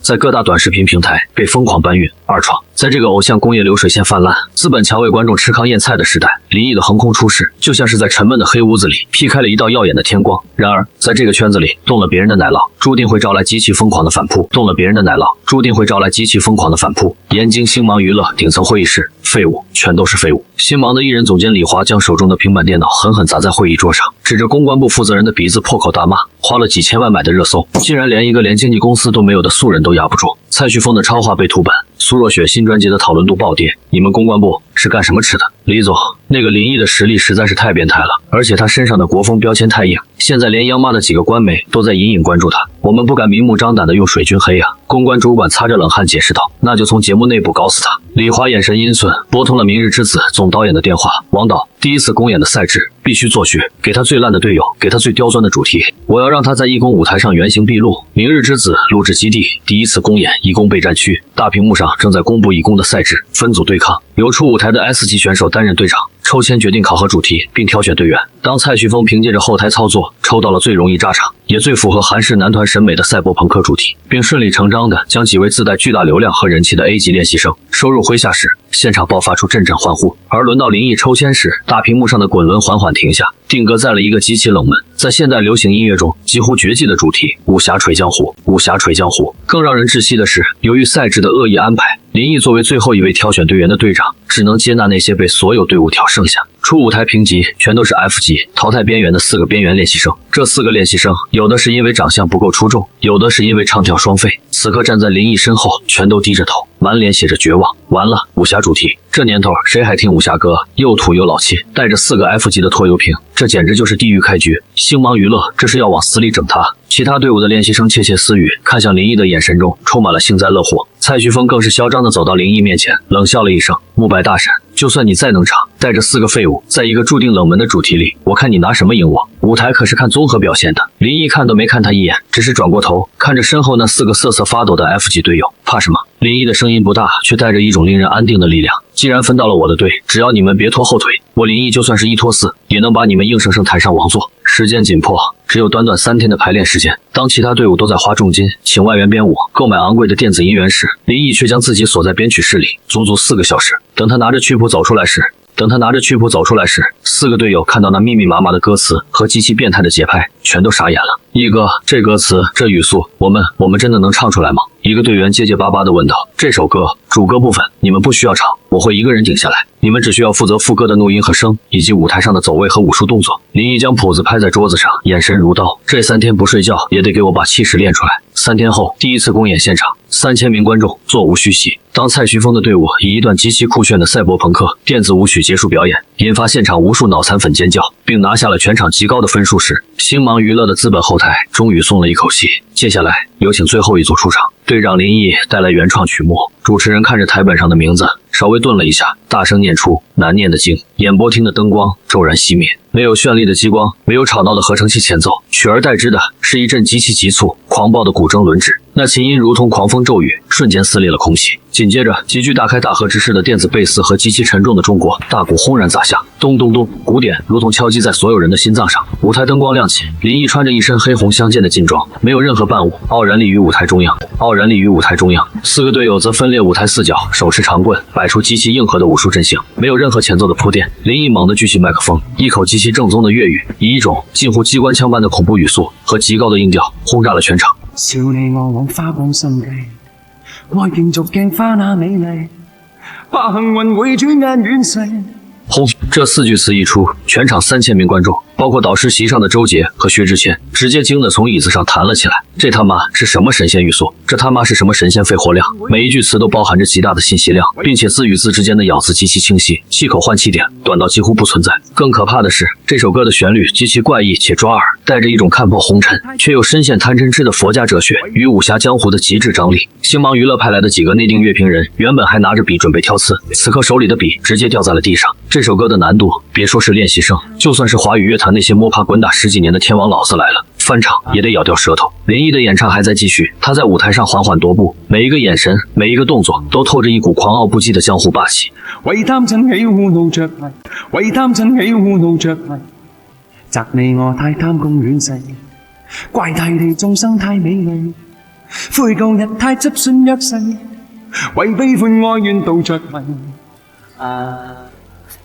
副歌部分，4个原本在初舞台柔弱不堪的 F 级练习生，在林毅这首神曲的气场感染下，竟然也爆发出了一股悍不畏死的血性。他们整齐划一地挥舞着长棍，爆发出极具力量感的怒音和声。主唱的极致吟唱与队友的怒吼交织在一起，将整个演播厅变成了一个刀光剑影。参不想参不透這條難題，因風韻雨裝落日未曾彷徨，欺山趕海整雪片也未絕望，拈花把酒偏折殺世人情狂，憑這兩眼與百臂或千手不能防，天闊闊雪漫漫風隨同航，這沙滾滾水皺皺笑着浪蕩，貪歡一晌偏教那女兒情長埋葬。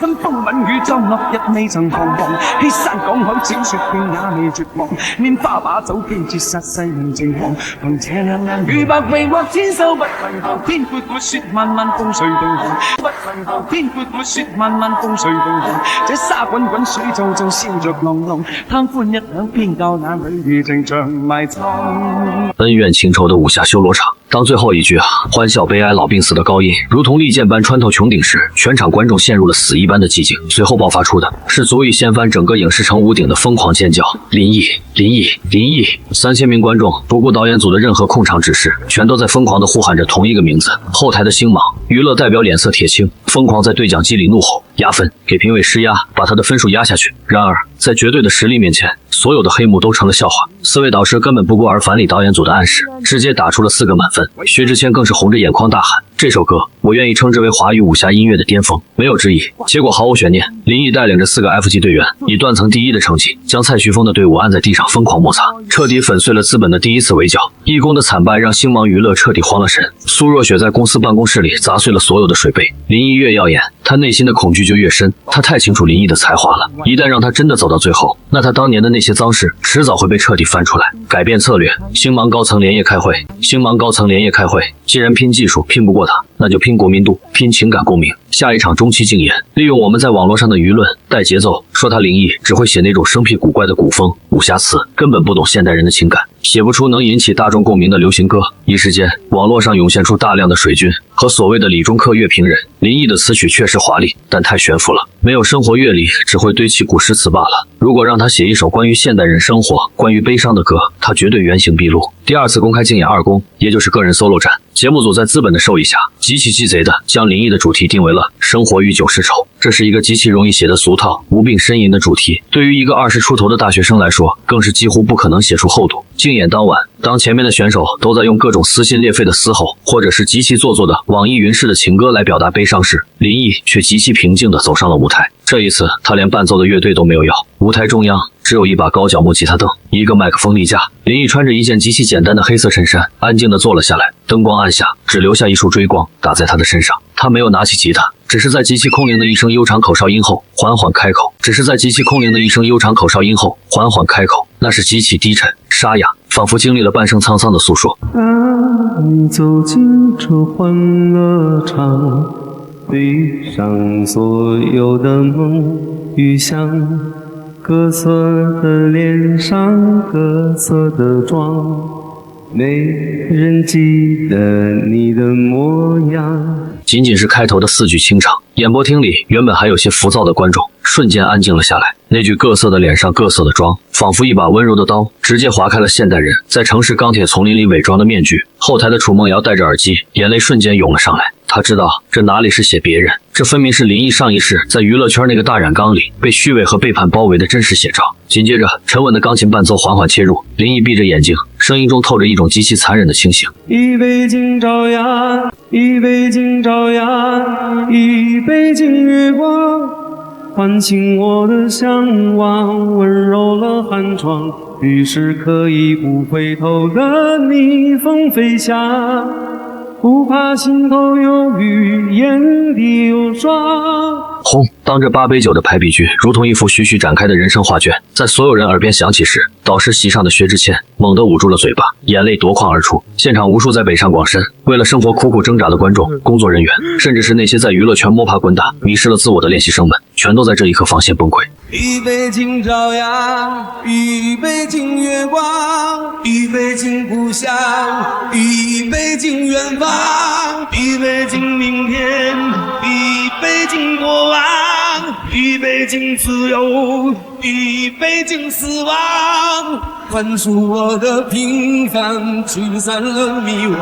好吧，天亮之后总是潦草一场，清醒的人最荒唐。当最后一句清醒的人最荒唐落下，整个演播厅里没有尖叫，只有无数压抑的抽泣声和死一般的震撼。这首消愁在林毅前世的蓝星曾创下单日播放量破亿的神话，而在这个世界它带来的杀伤力同样是核弹级别的。他用最通俗易懂的文字写尽了人生百态，他狠狠地抽了那些质疑林毅悬浮不懂现代情感的水军一记极其响亮的耳光。这不仅是词曲的碾压，这是人生境界的降维打击。周杰红着眼睛，拿着麦克风的手都在微微颤抖。林毅，我收回我之前所有的评价，在这个舞台上我没有资格做你的导师。这首消愁足以让你在华语乐坛的任何一个时代封神。这一夜消愁图榜不仅是音乐榜，它甚至登上了社会新闻的头版。资本的暗箱操作，在绝对的才华和引发全民共鸣的神作面前，如同阳光下的冰雪，笑容的连渣都不剩。节目组的导演在监控室里看着全网炸裂的收视率和讨论度，终于绝望地对电话那头的星芒娱乐高层说：李总，放心吧，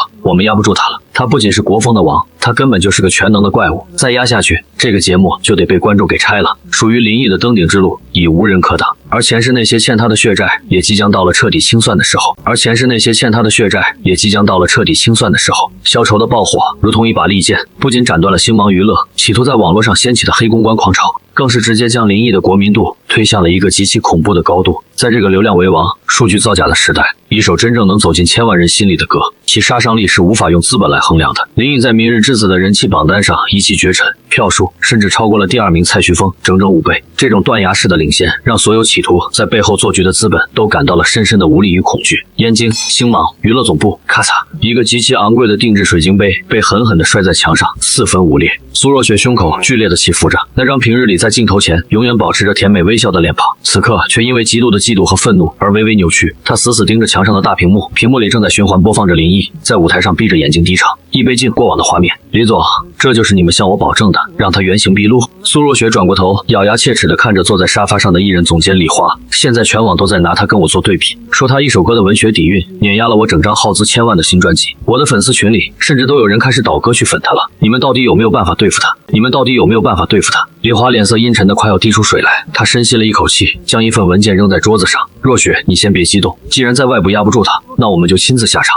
什么意思？一旁的白宇皱着眉头问道。明日之子马上要迎来第3次公演，也就是帮唱导师合作赛。李华的眼中闪过一丝极其阴毒的光芒。我已经动用公司最大的资源和企鹅视频那边谈妥了。若雪，你将作为这次3公的特邀飞行导师，空降节目组，而白宇，你作为特邀音乐制作人同行。苏若雪愣了一下，随即眼睛亮了起来。节目的赛制是飞行导师有权对练习生进行随机抽查和主题指派。李华冷笑了一声，到了我们的地盘，怎么玩还不是我们说了算。林毅不是自诩国风天才吗？若雪，你在节目上就利用你现在新生代天后的身份和地位，在专业领域狠狠地打压他，给他出一个根本不可能完成的绝世难题，最好是能在舞台上直接逼得他破音出丑。好，苏若雪那精致修长的指甲深深地掐进了掌心，嘴角勾起一抹残忍的笑容。一个还没出道的穷学生而已，我要让他在千万观众面前知道，在绝对的资本和地位面前，才华一文不值。3天后，明日之子录制基地，随着一排极其奢华的黑色保姆车缓缓驶入园区，整个节目组的工作人员和练习生们都沸腾了。听说了吗？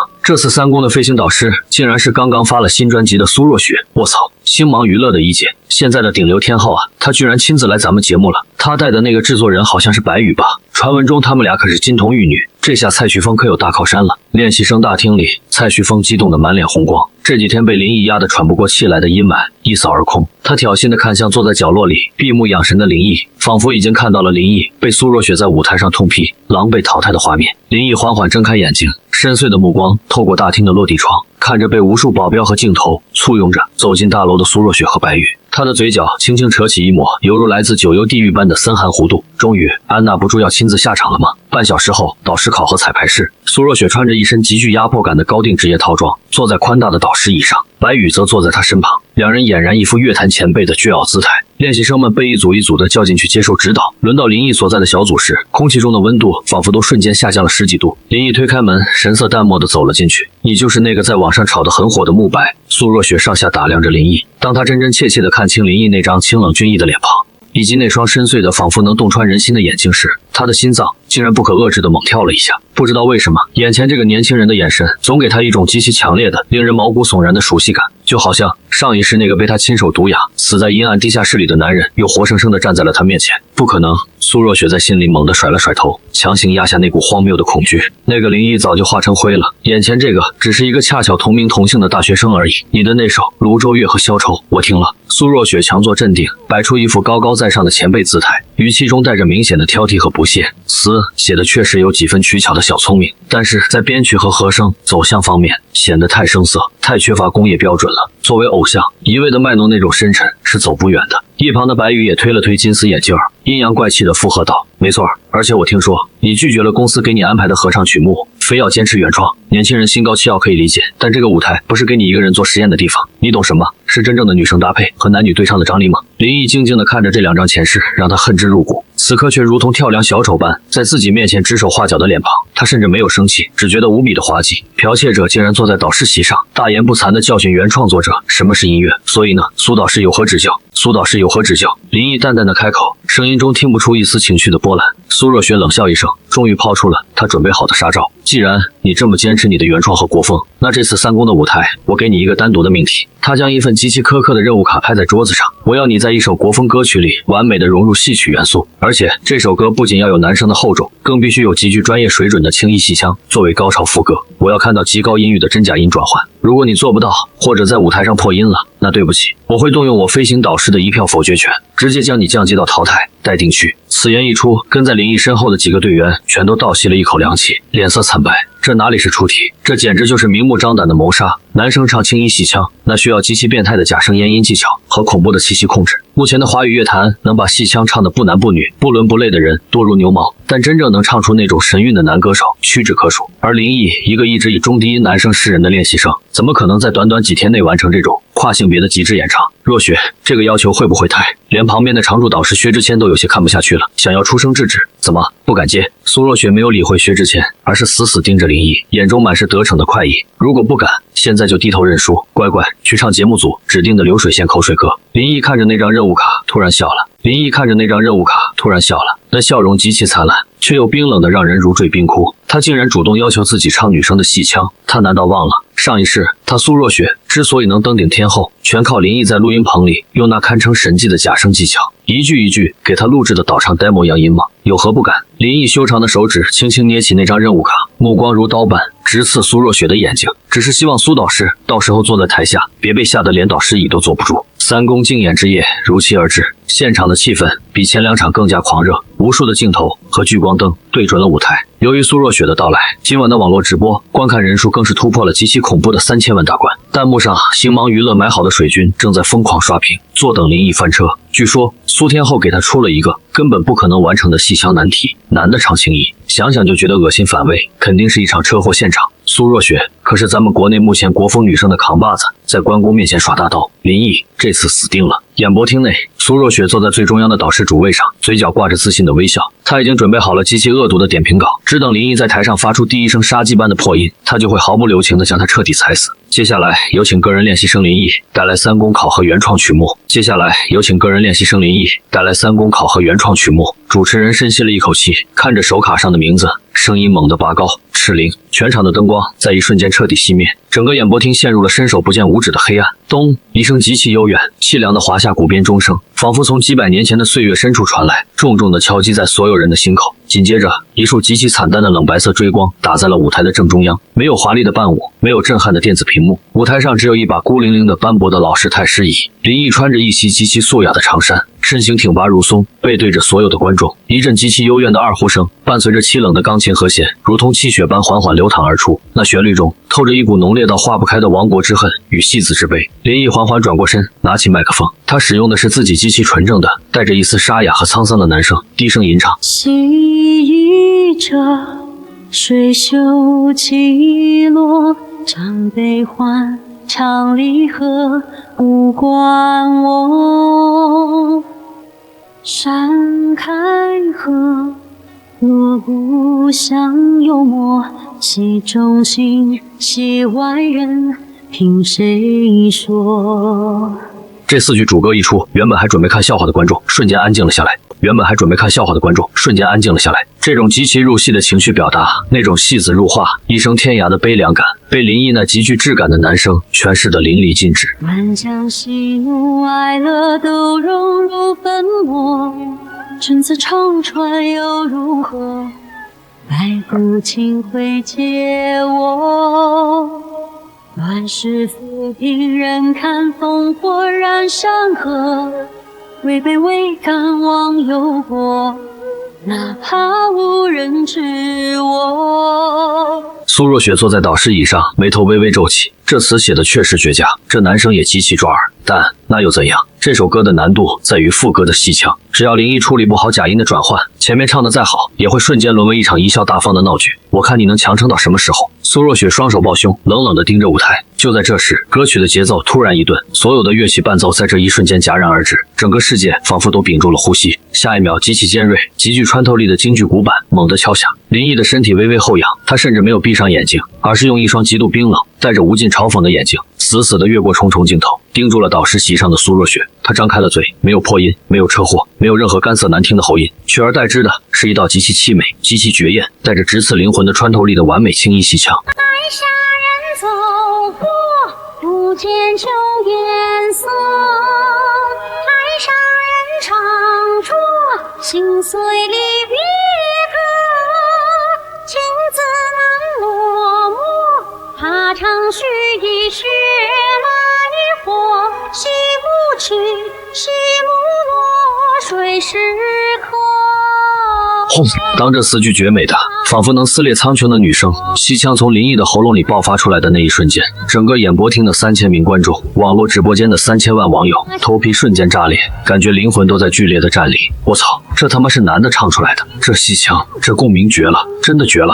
薛之谦直接从椅子上蹦了起来，眼珠子都快瞪出来了，双手抱着头，疯狂地抓着头发。然而在全场陷入极度疯狂的狂欢时，坐在导师主位上的苏若雪却如同被一道9天怒雷当头劈中，她的脸色在听到那声戏腔的一瞬间，从红润瞬间变得像死人一样惨白。她浑身的血液仿佛都被冻结了，一种发自灵魂最深处的无法言喻的极度恐惧，像一只冰冷的手死死地攥住了她的心脏，死死地攥住了她的心脏。别人听到的是极其完美的艺术，而她听到的却是催命的翻音，那发音的咬字习惯，那在离别歌3个字上极其独特的带着一丝气声的咽音转换技巧，那尾音极其妖娆却又凄厉的颤动幅度，这一切的一切简直太熟悉了，熟悉到了刻进她的骨髓里，因为这是独属于上一世那个男人的技巧，是那个被他毒哑嗓子死在地下室里的影子制作人林毅在录音棚里手把手一个音一个音教给他的绝密技巧。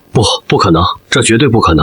苏若雪的身体开始不受控制的剧烈颤抖，她死死抓着椅子的扶手，指甲因为用力过度而崩断出血，她却浑然不觉。她惊恐地看着舞台上那个穿着长衫，用那种看死人般冰冷的眼神盯着她的林毅，那眼神，那嗓音，那近乎神迹的编曲才华，一个极其恐怖、荒谬却又唯一合理的念头，如同毒蛇般在她的脑海中疯狂滋生。他不是什么新人慕白，他是那个从地狱里爬回来索命的恶鬼，那个真正的拥有着绝对碾压实力的初代神级制作人。他回来了。洗不去，洗不落，水时刻。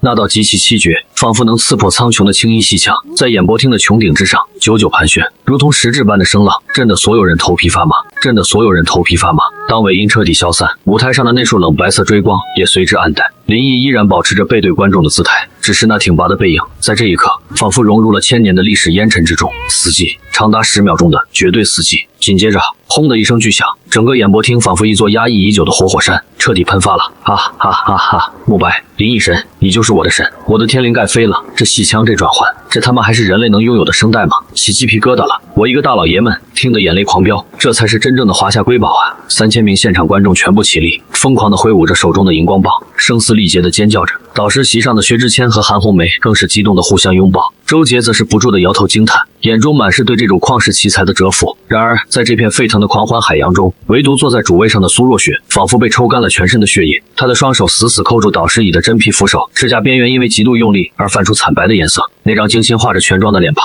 此刻冷汗涔涔，连嘴唇都在不受控制的剧烈哆嗦。苏导师，对于林毅的这段戏腔，您作为国风天后有什么评价吗？主持人满脸兴奋地将话筒递到了苏若雪的面前，镜头也瞬间给了她一个巨大的特写。苏若雪看着镜头，大脑却是一片空白。她的耳边不断回荡着刚才那段戏腔的咬字、换气，以及那个独一无二的咽音技巧。那是林毅的技巧，是那个本该在地下室里化成一堆白骨的男人的绝密技巧。苏若雪结结巴巴，原本甜美的嗓音此刻干涩的像是在砂纸上摩擦。若雪有些不舒服，可能是最近行程太满累到了。坐在旁边的白宇见势不妙，立刻一把抢过话筒，强行替他解围，并顺手给了林毅一个极其敷衍的评价。林毅选手的技巧很华丽，但在情感的收放上还显得有些降气，当然勉强算过关了。这种极其不要脸的挽尊评价立刻引来了现场观众的一片嘘声，但白宇已经顾不上那么多了。他扶着浑身瘫软的苏若雪，狼狈的借口身体不适，提前离开了录制现场。当晚的后台，星芒娱乐的专属休息室内，砰！白宇刚关上门，苏若雪就像疯了一样抓住了他的衣领，原本漂亮的五官因为极度的恐惧而扭曲的不成样子。是他，绝对是他！白宇林毅没死，他换了个名字回来找我们索命了。苏若雪歇斯底里的尖叫着，眼泪糊化了精致的妆容。你冷静点！白宇一把将她推开，脸色阴沉的可怕。你是不是得被害妄想症了？那个废物当年被灌了那么多药，嗓子早就烂透了，就算活着也不可能唱出那种声音。这个世上声线相似、会模仿技巧的人多了去了。你不懂，你根本不懂。苏若雪捂着耳朵，像个崩溃的疯妇。那个戏腔的起承转换，全世界只有她能唱得那么完美，除了她没有别人。她回来报复我们了。等她拿下总决赛的 C 位，她一定会把当年的事情全部抖出来的。我们全完了。白宇的脸色在灯光下变幻莫测，虽然他嘴上说着不可能，但林毅这段时间展现出的那种深不可测的创作才华，以及那种隐隐针对星芒娱乐的敌意，让他也感到了一阵彻骨的寒意。如果这个慕白真的是林毅，白宇的眼中猛地闪过一丝极其狠毒的杀机。就算他是林毅又怎样？白宇咬着牙冷冷地说道，在这个圈子里，没有资本，光有才华就是个随时能被捏死的蚂蚁。还有3天就是总决赛了，总决赛要求演唱全新的未发布原创曲目。白宇走到苏若雪面前，压低了声音，语气宛如毒蛇。他不是自诩原创天才吗？我已经查过了，他这2天一直待在节目组的公共编曲室里赶工决赛的新歌。我花了100万买通了那个编曲室的录音助理。苏若雪猛地抬起头，红肿的眼睛里闪过一丝希冀。你的意思是，明天晚上那个助理会把林毅决赛新歌的完整工程文件和 demo 偷偷拷给我？白宇冷笑一声，拿到歌之后，我连夜找人重新混音，然后用星芒娱乐的名义提前在全网注册版权。到了总决赛那天，我作为特邀嘉宾，会在他上台之前，以首唱新歌的名义，当着千万观众的面把他的歌给唱了。白宇的表情变得极度扭曲而疯狂。到时候，他如果敢在台上唱一样的歌，他就是抄袭，一个还没出道就涉嫌抄袭前辈的劣迹艺人，哪怕他有天大的才华，也会被全网封杀，永不翻身。而在同一时间的节目组编曲室内，林毅坐在巨大的调音台前，看着电脑屏幕上那个名为青花瓷的工程文件，嘴角勾起一抹极其冰冷戏谑的弧度。一哥，你刚才让我故意把电脑的防火墙关掉，还把这个工程文件的加密锁解除了，这是干嘛？一直跟在林毅身边打下手的 F 级练习生小弟满脸疑惑地问道。打窝，钓鱼。林毅端起桌上的茶杯抿了一口，目光深邃。从苏若雪和白宇狼狈逃离现场的那一刻起，林毅就知道这帮走投无路的狗急跳墙了。以他对星芒娱乐那种下作手段的了解，在决赛前夕盗取竞争对手的作品，简直是他们的家常便饭。上一世，他就是因为太过信任白宇，把工程文件存在了没有密码的公共硬盘里，才会被他们轻易盗走了一整张专辑的心血。这一世，同样的当，他不仅不会上，还要把它变成埋葬那2人的巨型炸弹。他故意在这个公共电脑里留下的是一份阉割版的青花瓷，歌词和主旋律都在，但林毅在编曲上做了一个极其隐蔽的现象。他将副歌部分最重要的，也是整首歌灵魂所在的古筝与哑板的对位和声轨全部抽离了。不仅如此，他还故意在第2段的主歌间奏里埋了一个极难察觉的和弦冲突离调。不懂这首歌真正神韵的人，只会觉得这是一首极其抓耳的中国风半成品，但如果他们敢照猫画虎的拿去唱，只要遇到真正的内行，瞬间就会原形毕露。鱼饵已经撒下去了。白宇、苏若雪，千万别让我失望了。林毅关掉电脑屏幕，眼神中杀意沸腾。3天后，明日之子巅峰总决赛，也就是万众瞩目的成团之夜。今晚的直播不仅包揽了各大视频平台的首页推荐，更是吸引了破纪录的5000万在线观看人数。巨大的鸟巢体育馆内，8万名观众座无虚席，荧光棒汇聚成了星光璀璨的海洋。后台的星芒娱乐休息室里，白宇穿着一身极其华丽的白色燕尾服，看着手里刚刚拿到版权注册证书，忍不住放声大笑。成了，若雪，你听听，这首歌的旋律简直是神作，天青色等烟雨，而我在等你，这种词除了那个怪物，没人写得出来。白宇的眼中满是贪婪与狂喜。不过很可惜，从今天起，这首神作署名是我白宇了。不过很可惜，从今天起，这首神作署名是我白宇了。苏若雪的心也终于放回了肚子里，她冷笑着看向转播屏幕，我倒要看看今晚林毅被当众揭穿抄袭的时候，那副不可一世的嘴脸会变成什么样。晚上8点，总决赛正式打响。经过了前面几轮激烈的角逐，终于来到了最最核心的 C 位争夺战，只剩下星芒娱乐力保的蔡旭峰以及一路逆袭杀出重围的林毅。在2位冠军候选人带来他们最终的原创舞台之前，我们有请今天的特邀音乐制作人白宇老师为大家带来他的全新国风单曲首秀。主持人激动的大声宣布，灯光汇聚，白宇在一群伴舞的簇拥下极其骚爆的登上了舞台。他拿起麦克风，对着全场8万名观众和镜头深情款款地说道：大家晚上好，在这个属于年轻人的舞台上，我看到很多选手都在尝试做国风，为了给后辈们打个样，我特意带来了我闭关筹备了整整1年的心血之作《青花瓷》。这首歌代表了我对华夏古典美学的最高理解。此言一出，全场响起了热烈的掌声。坐在后场区的林毅看着屏幕里大言不惭的白宇，忍不住轻笑出声。见过不要脸的，没见过赶着投胎还要自己给自己挖坟的伴奏响起，果然是那份阉割版的工程文件导出的伴奏。虽然旋律依然优美，但因为缺少了核心的民族乐器铺垫，听起来总有一种悬浮在半空不够扎实的塑料感，总有一种悬浮在半空不够扎实的塑料感。平静在人眼里，而我在人里，岁月渺渺升起。白宇极其油腻地卖弄着自己的嗓音，唱到了高潮部分。然而就在进入第2段主歌间奏的那一瞬间，他伴奏里的那个林毅故意埋下的和弦冲突爆发了。由于白宇和他的团队根本没有深厚的古乐理基础，他们只是单纯的套用了文件，导致那段间奏听起来极其刺耳，仿佛是在一幅绝美的水墨画上泼了一盆脏水。导师席上的周杰和薛之谦同时皱起了眉头，互相交换了一个极其疑惑的眼神。这种级别的制作失误怎么可能出现在一个资深制作人身上？然而普通观众听不出那么深奥的门道，依然被那绝美的歌词所震撼。在白宇演唱结束后，给予了热烈的欢呼。白宇得意洋洋地站在舞台中央，仿佛自己已经成为了国风的开山鼻祖。非常感谢白宇老师带来的惊艳表演。那么接下来就是决定今晚 C 位归属的最后时刻了。主持人拔高了音调，有请林毅带来他的决赛原创曲目。全场瞬间爆发出山呼海啸般的呐喊：林毅、慕白，林毅、慕白！在8万人的呼唤声中，林毅穿着一件极其简单的黑色风衣，单手插兜，步伐沉稳地走上了舞台。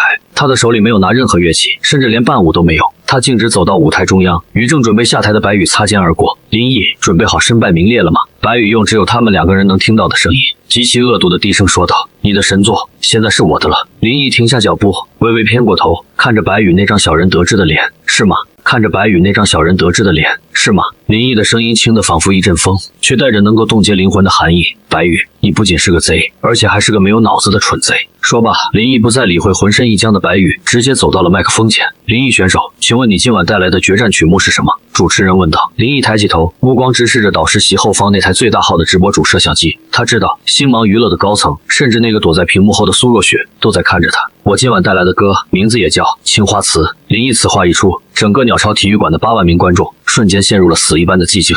网络直播间的弹幕更是出现了长达3秒钟的彻底断流，所有人都傻了，也叫青花瓷，撞名了。还没等众人反应过来，站在一旁的白宇立刻像是抓住了天大的把柄，拿起麦克风，声色俱厉地怒吼道：林毅，你什么意思？你所谓的决赛原创，竟然敢直接抄袭我刚刚才首发的新歌，你不仅歌名抄，你连旋律也想抄是不是？你简直是华语乐坛的耻辱！哗，全场彻底炸锅了。抄袭，在这个最看重原创的 S 级选秀决赛上，人气断层第1的林毅竟然涉嫌抄袭导师。星芒娱乐买好的水军瞬间倾巢出动，在弹幕上疯狂带节奏，封杀林毅，抄袭狗，滚出娱乐圈！我就说他一个穷学生，怎么可能写出那么多神作？原来全是偷的。然而，面对全场8万人的质疑和白宇的疯狂指责，林毅站在舞台中央，却突然放声大笑了起来，那笑声中充满了极度的轻蔑与不屑，仿佛一尊巨龙在嘲笑地上的一只蝼蚁。抄袭你！林毅的笑声戛然而止，眼神瞬间变得锋利如刀，猛地指向白宇。白宇，你拿了一份连和弦走向都是错的阉割版工程文件，就敢大言不惭地说是你闭关1年的心血？你胡说什么？这首歌的版权证书就在我手里。白宇心里猛地一突，但依然强作镇定的大吼。林毅根本不接他的话茬，而是直接打了个响指。导演组，把我刚刚提交给后台的电脑屏幕原信号切到现场的所有大屏幕上。下一秒，鸟巢体育馆上空的4块巨大无比的 LED 屏幕上，瞬间出现了一个极其复杂的音乐制作软件界面，让全网的观众还有4位专业的导师看看。林毅的声音通过麦克风冷酷无情地传遍全场。这是我这首青花瓷的原始工程文件。屏幕上，鼠标被后台的工作人员操作着，点开了文件的创建时间属性，那是半个月前，比白宇注册版权的时间足足早了10几天。但这还不够，林毅冷笑一声，继续下达指令，点开第24轨到第28轨的隐藏音轨，那是白宇先生闭关1年都没有想出来的东西，古筝滑音和哑板节奏轨。屏幕上原本被隐藏的几条音轨瞬间亮起，林毅一把抓过麦克风，厉声喝道：放真正的伴奏，咚一声极其清脆，带着浓郁江南水乡气息的崖板声猛地敲响，紧接着如流水般极其华丽丝滑的古筝滑音，瞬间填补了刚才白羽那个伴奏中所有的空洞与塑料感。那种感觉就像是一具原本干瘪的骨架，瞬间被注入了灵魂与血肉。林毅顺着这完美的伴奏直接开嗓。静静在等烟雨，而我在等你。岁月渺渺深情，隔江千万里。纯正的男声，没有任何油腻的修饰，那如同瓷器般温润清脆的咬字，瞬间秒杀了刚才白羽那个做作的版本100条街。而当唱到第二段间奏时，那极其丝滑，没有一丝冲突的完美和弦过渡，更是像一记响亮的耳光，狠狠地抽在了白羽的脸上。导师席上，薛之谦激动地一拍桌子，指着大屏幕怒吼：“我懂了！刚才白羽那个版本里的离调冲突，根本就是林毅故意埋在那个阉割版文件里的陷阱，那是防噪水印！”轰！全场8万名观众以及直播间里5000多万网友，在这一刻智商瞬间上线，彻底恍然大悟。我操，白羽才是那个偷歌的贼，太恶心了！星芒娱乐的导师竟然去偷练习生的未发布工程文件，还倒打一耙说人家抄袭，妈的，贼喊抓贼！白羽滚出娱乐圈。局势在不到3分钟内迎来了极其残暴的惊天反转。白羽站在舞台上，脸色煞白如纸，双腿一软，直接瘫倒在了地上。他知道自己彻底完了，在5000万人的直播面前，他的虚伪面具被林毅撕得粉碎，而林毅居高临下的俯视着如同烂泥般的白羽，不仅没有丝毫的怜悯，反而举起麦克风，直接对着镜头，对着屏幕后那个陷入极度恐慌的苏若雪，抛出了最后也是最致命的杀招：“白羽，这不是你第一次偷我的心血了吧？”林毅的声音如同来自地狱的审判，字字诛心。上一世，你们用一杯毒茶毁了我的嗓子，偷走了我的一整张专辑。今天，你们故技重施。林毅的眼底燃烧着熊熊的复仇之火，怒吼声响彻整个鸟巢体育馆。苏若雪、白羽，你们踩着我的骨血偷来的天后宝座，今天该还了。林毅那带着雷霆之怒的低吼，通过顶级麦克风和8万人的扩音矩阵，如同实质般的声浪，狠狠砸在鸟巢体育馆的每一个角落。这句石破天惊的控诉，顺着无形的电波，瞬间传导到了5000多万正在观看直播的网友耳中。轰！原本就因为白羽偷歌而处于极度亢奋和震惊中的现场，此刻更是如同被扔进了一颗核弹，彻底沸腾了。我操！我听到了什么？苏若雪的天后宝座是偷来的，上一世毒茶。林毅这话到底是什么意思？难道苏若雪现在的那些成名曲全都是林毅写的？我就知道苏若雪以前唱歌根本没那么空灵，是发了那张神迹专辑后才突然开窍的。原来背后一直有影子制作人，而且还是林毅，太可怕了！为了抢版权，居然给人下毒毁嗓子，这是在杀人啊！直播间的弹幕在这一瞬间以一种极其恐怖的速度滚动，企鹅视频的服务器甚至发出了不堪重负的卡顿警报，满屏都是彻查星芒娱乐、抵制苏若雪、白羽的血红色字体。舞台后方的总控室内，明日之子的总导演满头大汗，看着已经彻底失控的收视率和舆论走向，拿着对讲机的手都在疯狂颤抖。掐断，快把直播信号掐断，把林毅的麦给我闭了！总导演歇斯底里的吼道。星芒娱乐是节目的赞助商之一，如果真的让林毅在这个舞台上把星芒的底裤扒光，他这个导演也就干到头了。导演掐不断，一旁的硬控工程师急得快哭了。我们的信号总闸被主赞助方楚氏集团那边强行锁定了。楚氏集团的总裁秘书刚刚亲自打来电话说谁敢动林毅的麦，明天就让他在内娱彻底消失。总导演浑身一瘫，绝望地滑坐在椅子上。楚氏集团那可是国内真正的顶级资本巨鳄，星芒娱乐在人家面前连个屁都不是。他知道今晚这场大戏，资本的天平已经彻底倾斜了。而此时，远在 VIP 包厢内，楚梦瑶穿着一身清冷的晚礼服，静静地看着舞台上那个光芒万丈却又满身伤痕的背影，美眸中闪烁着心疼与决绝。林毅，去把属于你的东西全部拿回来！林毅，去把属于你的东西全部拿回来！今天没人能闭上你的嘴！他低声呢喃。舞台上，白羽已经彻底崩溃了。他听到林毅喊出那句毒茶和上一世的时候，整个人如遭雷击。观众或许会以为上一世只是一句戏剧化的比喻林毅过去那段暗无天日的影子岁月，但他和苏若雪却听得清清楚楚，明明白白。你真的是？白羽跌坐在地上，指着林毅的手指剧烈的颤抖着，像是在看一个从地狱里爬出来的恶鬼。怎么现在知道害怕了？林毅居高临下的看着他，眼神中没有一丝温度，仿佛在看一具尸体。你以为删除了我电脑里的所有文件就能彻底抹去我存在的痕迹吗？林毅再次打了个响指，大屏幕上的画面瞬间切换，出现了一个被重重加密的云端网盘文件夹。全网的观众朋友们，在这个圈子里，资本总以为可以一手遮天。今天我就让大家听听所谓的国风天后和金牌制作人到底是个什么货色。林毅冷酷地按下播放键，大屏幕上一段标注着2年前日期的原始录音文件被点开，那是苏若雪那首斩获了年度金曲奖的代表作《初雪降临》的录音棚干音未经处理的原始人声。音响里传出了苏若雪极其干涩，甚至还有些走音的歌声。祝某人以后，甚至还有些走音的歌声。祝某人以后爱上的人心里都有别人，同样把你伤得最深。没有了后期的百万级修音，他的气息短得可怜，高音部分更是像被掐住脖子的鸭子，惨不忍睹。现场8万名观众瞬间爆发出了一阵极其刺耳的哄笑和倒吸凉气的声音。这他妈是天后，这唱功连 KTV 大妈都不如吧？我的天，这干音简直是灾难，修音师真是受苦了。紧接着，录音里传来了一道清朗耐心的男声，那是林一的声音。录音里的林一叹了口气，温和地说：“若雪，这里的气口不对，假音转换不能这么硬顶，你听我给你示范一遍。”随后，音响里爆发出了极其完美空灵，宛如天籁般的假音示范。那个发音位置，那个妖娆的尾音处理，与苏若雪后来在专辑里呈现出的效果一模一样。不，应该说，林一的示范比成品还要完美100倍，铁证如山。这已经不是什么抄袭了，这是极其恶劣的代唱指导和偷窃成果。那张把苏若雪捧上神坛的专辑，从词曲到编曲，再到每一个音符的演唱技巧，全都是林一一笔一画，手把手喂给他的。而他们给林一的回报，却是一杯毒哑嗓子的毒茶。除了初雪降临，还有星光坠落、江南月。林一一连点开了好几个文件夹，全都是白宇署名的原创神作，而里面清一色全是林一创作的手稿扫描件，以及他在地下室里用一把破吉他弹唱的最初版本 demo。整个鸟巢彻底寂静了，这种寂静是极度震惊后的失语，所有的目光都如同极其锋利的刀子，死死地扎在瘫坐在台上的白宇身上。4位导师的脸色已经难看到了极点，薛之谦气得浑身发抖，猛地抓起麦克风，指着白宇怒吼：“白宇，你简直是音乐圈的败类！你不仅是个小偷，你还是个没有任何底线的吸血鬼！滚出这个舞台！”韩红梅更是直接站了起来，气场全开，偷窃别人的心血，毁坏别人的嗓子，这已经触犯了法律。今天这场比赛不仅是选秀，更是对你们这些资本毒瘤的审判。不是这样的，那是公司安排的，不是我。白宇捂着脸，在舞台上绝望的痛哭流涕，裤裆处竟然渗出了一滩可耻的黄色液体，他被彻底吓破了胆。保安，把他给我拖下去，移交警方。周杰面沉如水，直接下达了驱逐令。几个身强力壮的安保人员冲上舞台，像拖死狗一样，将烂泥般的白宇硬生生拖了下去。等待他的将是极其严厉的法律制裁和数以亿计的违约金赔偿。而此时，燕京星芒娱乐的顶层办公室内，苏若雪像个疯子一样，将办公桌上的电脑、文件、名贵的化妆品统统扫到了地上。玻璃碎裂的声音在空荡的办公室里显得极其刺耳。他看着墙上那个还在直播的屏幕，看着林毅那张冷酷无情的脸，浑身的血液仿佛都被抽干了。完了，全完了！他跌坐在满地的狼藉中，精心打理的长发散乱不堪，像个失去理智的女鬼。桌上的手机开始疯狂的震动，是经纪人红姐打来的。若雪出大事了，5个高奢代言品牌刚刚同时宣布与我们解约，并且要追究我们的天价名誉损失费。企鹅音乐也下架了你所有的歌曲，公司的股票在夜盘直接跌停了。董事会正在召开紧急会议，要报警抓你，报警！苏若雪绝望的惨笑出声，哈哈哈，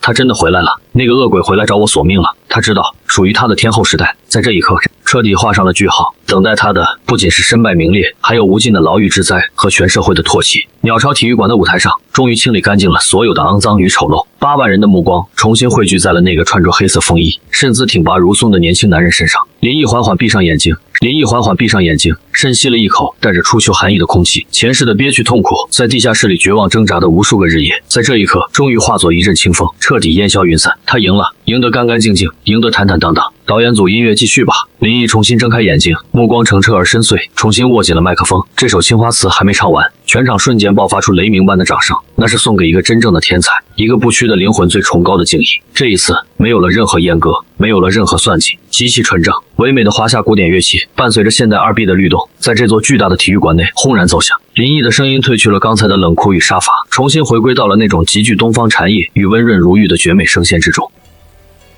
平静在问音乐，而我在等你。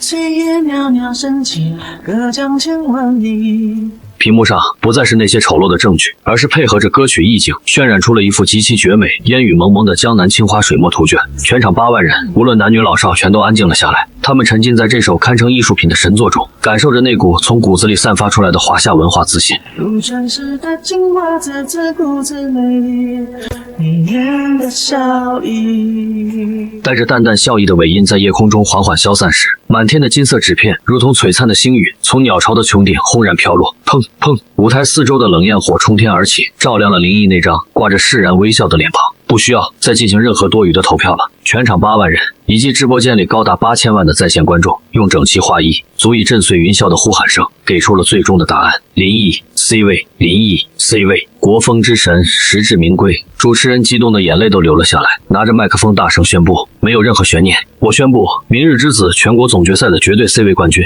以及有史以来唯一一位获得全网全票通过的超级巨星林毅。在4位导师的起立致敬中，在漫天飞舞的金色纸片中，林毅一步步走向了那个象征着内娱最高王权的纯金王座。他没有坐下，而是转过身，将那顶象征着 C 位的皇冠轻轻放在了身旁的麦克风架上。他接过话筒，看着镜头，给出了属于自己时代的宣言：我叫林毅，我不做资本的傀儡，也不当流水线上的偶像。从今天起，内娱的规矩由我来定。慕白个人国风工作室正式成立。那一夜，星芒娱乐轰然倒塌，苏若雪与白宇被警方连夜带走调查，成为了华语乐坛最大的丑闻。而林毅这个带着一整个平行世界文明宝库的重生者，以一种极其蛮横、绝对碾压的姿态，正式踏上了属于他的巅峰王座。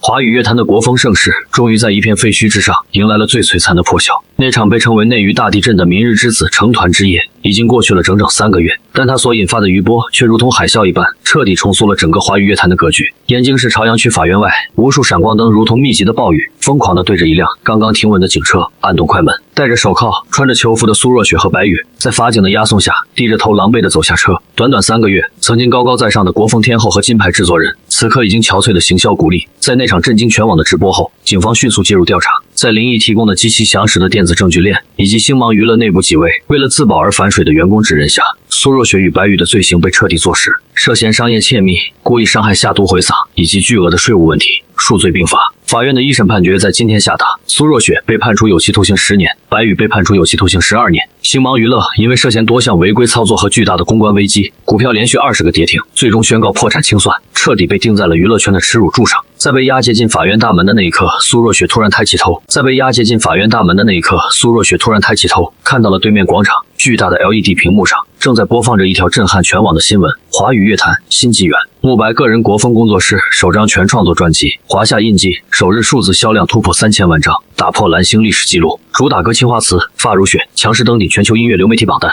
屏幕中，林毅穿着一身极其儒雅的定制中山装，在无数媒体的簇拥下从容不迫的剪彩。他的眼神清澈而深邃，身旁站着的是气质清冷、绝美如画的楚氏集团千金，也是他如今的首席音乐总监楚梦瑶。看着屏幕上那个光芒万丈的男人，苏若雪干裂的嘴唇微微颤抖，2行悔恨的清泪终于夺眶而出。他终于明白，自己当初为了眼前的虚荣，究竟亲手毁掉了一个怎样本可以带他走向世界之巅的生命。可惜这世上没有后悔药。随着法庭沉重的大门缓缓关上，属于苏若雪和白宇的黑暗时代彻底降临。与法院外的阴霾截然不同，此刻位于寸土寸金的燕京 CBD 顶层慕白国风工作室内，正是一片阳光明媚、生机勃勃的景象。按照当初那份对赌协议，林毅以断层第一的成绩 C 位出道后，璀璨世纪的艺人总监秦岚极其痛快地履行了所有承诺。他不仅没有丝毫的刁难，反而调动了公司最顶级的资源，帮林毅注册了独立工作室，并且毫不干涉他的任何创作自由。因为秦岚很清楚，林毅现在就是一棵行走的摇钱树，一个凭借一己之力将华夏本土音乐推向世界舞台的文化符号。只要璀璨世纪能拿到他作品的1成代理分红，就足够公司吃得盆满钵满了。宽敞的全景落地窗前，林毅端着一杯清茶，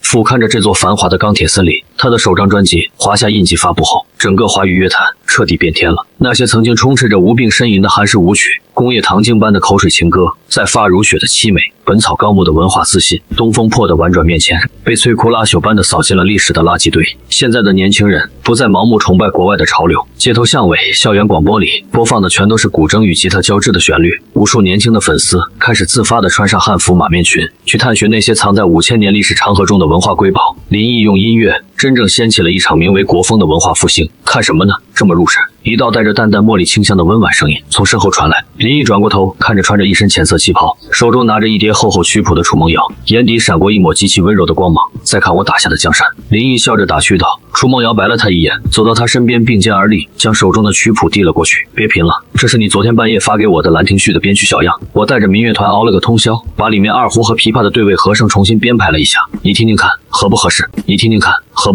林毅没有接曲谱，而是极其自然地握住了楚梦瑶那双因为长时间弹琴而有些微凉的玉手。楚梦瑶的身体微微一僵，白皙的脸颊上瞬间飞起2抹红晕，但她并没有挣脱，只是低着头，任由林毅将她的手包裹在掌心。这3个月来，他们并肩作战，从工作室的选址、设备的采购到首张专辑，无数个日夜的编曲打磨，楚梦瑶彻底放下了楚家千金的架子，心甘情愿地做林毅背后的女人。她不仅展现出了惊人的古典音乐素养，更是林毅在精神上最契合的知己。梦瑶辛苦你了。林毅的声音低沉而充满磁性。如果没有你和你的民乐团，我脑子里的那些构想不可能这么快、这么完美的呈现出来。是我应该谢谢你才对。楚梦瑶抬起头，那双清澈的美眸中倒映着林毅的影子，情意绵绵。是你让我看到了华夏的古典音乐不仅可以待在博物馆和国家大剧院里，还可以站在世界流行的最前沿。林毅遇到你，是我这辈子最幸运的事。林毅微微一笑，伸手轻轻将他鬓角的一缕碎发挽到耳后，随后低下头，在他的额头上印下了一个轻柔而郑重的吻。这也是我最幸运的事。余生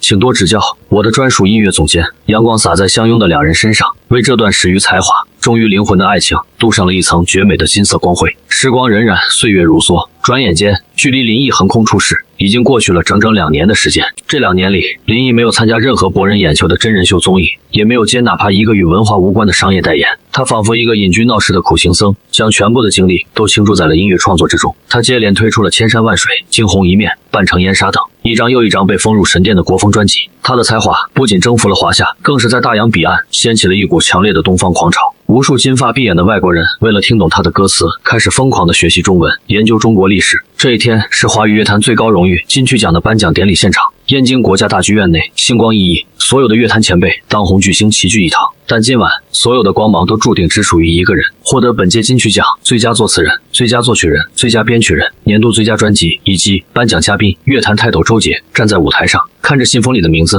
声音激动的发抖，以及年度最佳男歌手、大满贯得主林毅。轰！全场起立，掌声如雷霆般炸响，久久不息。在全场敬畏与崇拜的目光中，林毅穿着一身极其剪裁得体的暗红色中式礼服，牵着同样一身华美晚礼服的楚梦瑶的手，从容不迫地走上舞台。他没有如同其他获奖者那样激动落泪，也没有发表冗长刻板的获奖感言。他接过那5座沉甸甸的金奖杯，将其中最重的一座最佳专辑递到了楚梦瑶的手里。随后他握住麦克风，目光平静地扫过台下无数张脸庞，以及镜头后千千万万的观众。2年前，我曾在一个选秀舞台上说过，我要教教这个时代，什么才是真正的降维打击。林毅的声音不大，却带着一种穿越了时光的厚重与霸气，在大剧院内回荡。今天，我站在这里，不是为了证明我有多了不起，我只是想告诉全世界，我们华夏5000年的文明底蕴，就是这个世界上最顶级的流行。这5座奖杯不属于我林毅个人，它属于那些在历史长河中留下绝美诗词的先贤，属于每一件传承至今的民族乐器，更属于在这个时代依然热爱并坚守着华夏风骨的每一个你们。国风盛世如约而至，而这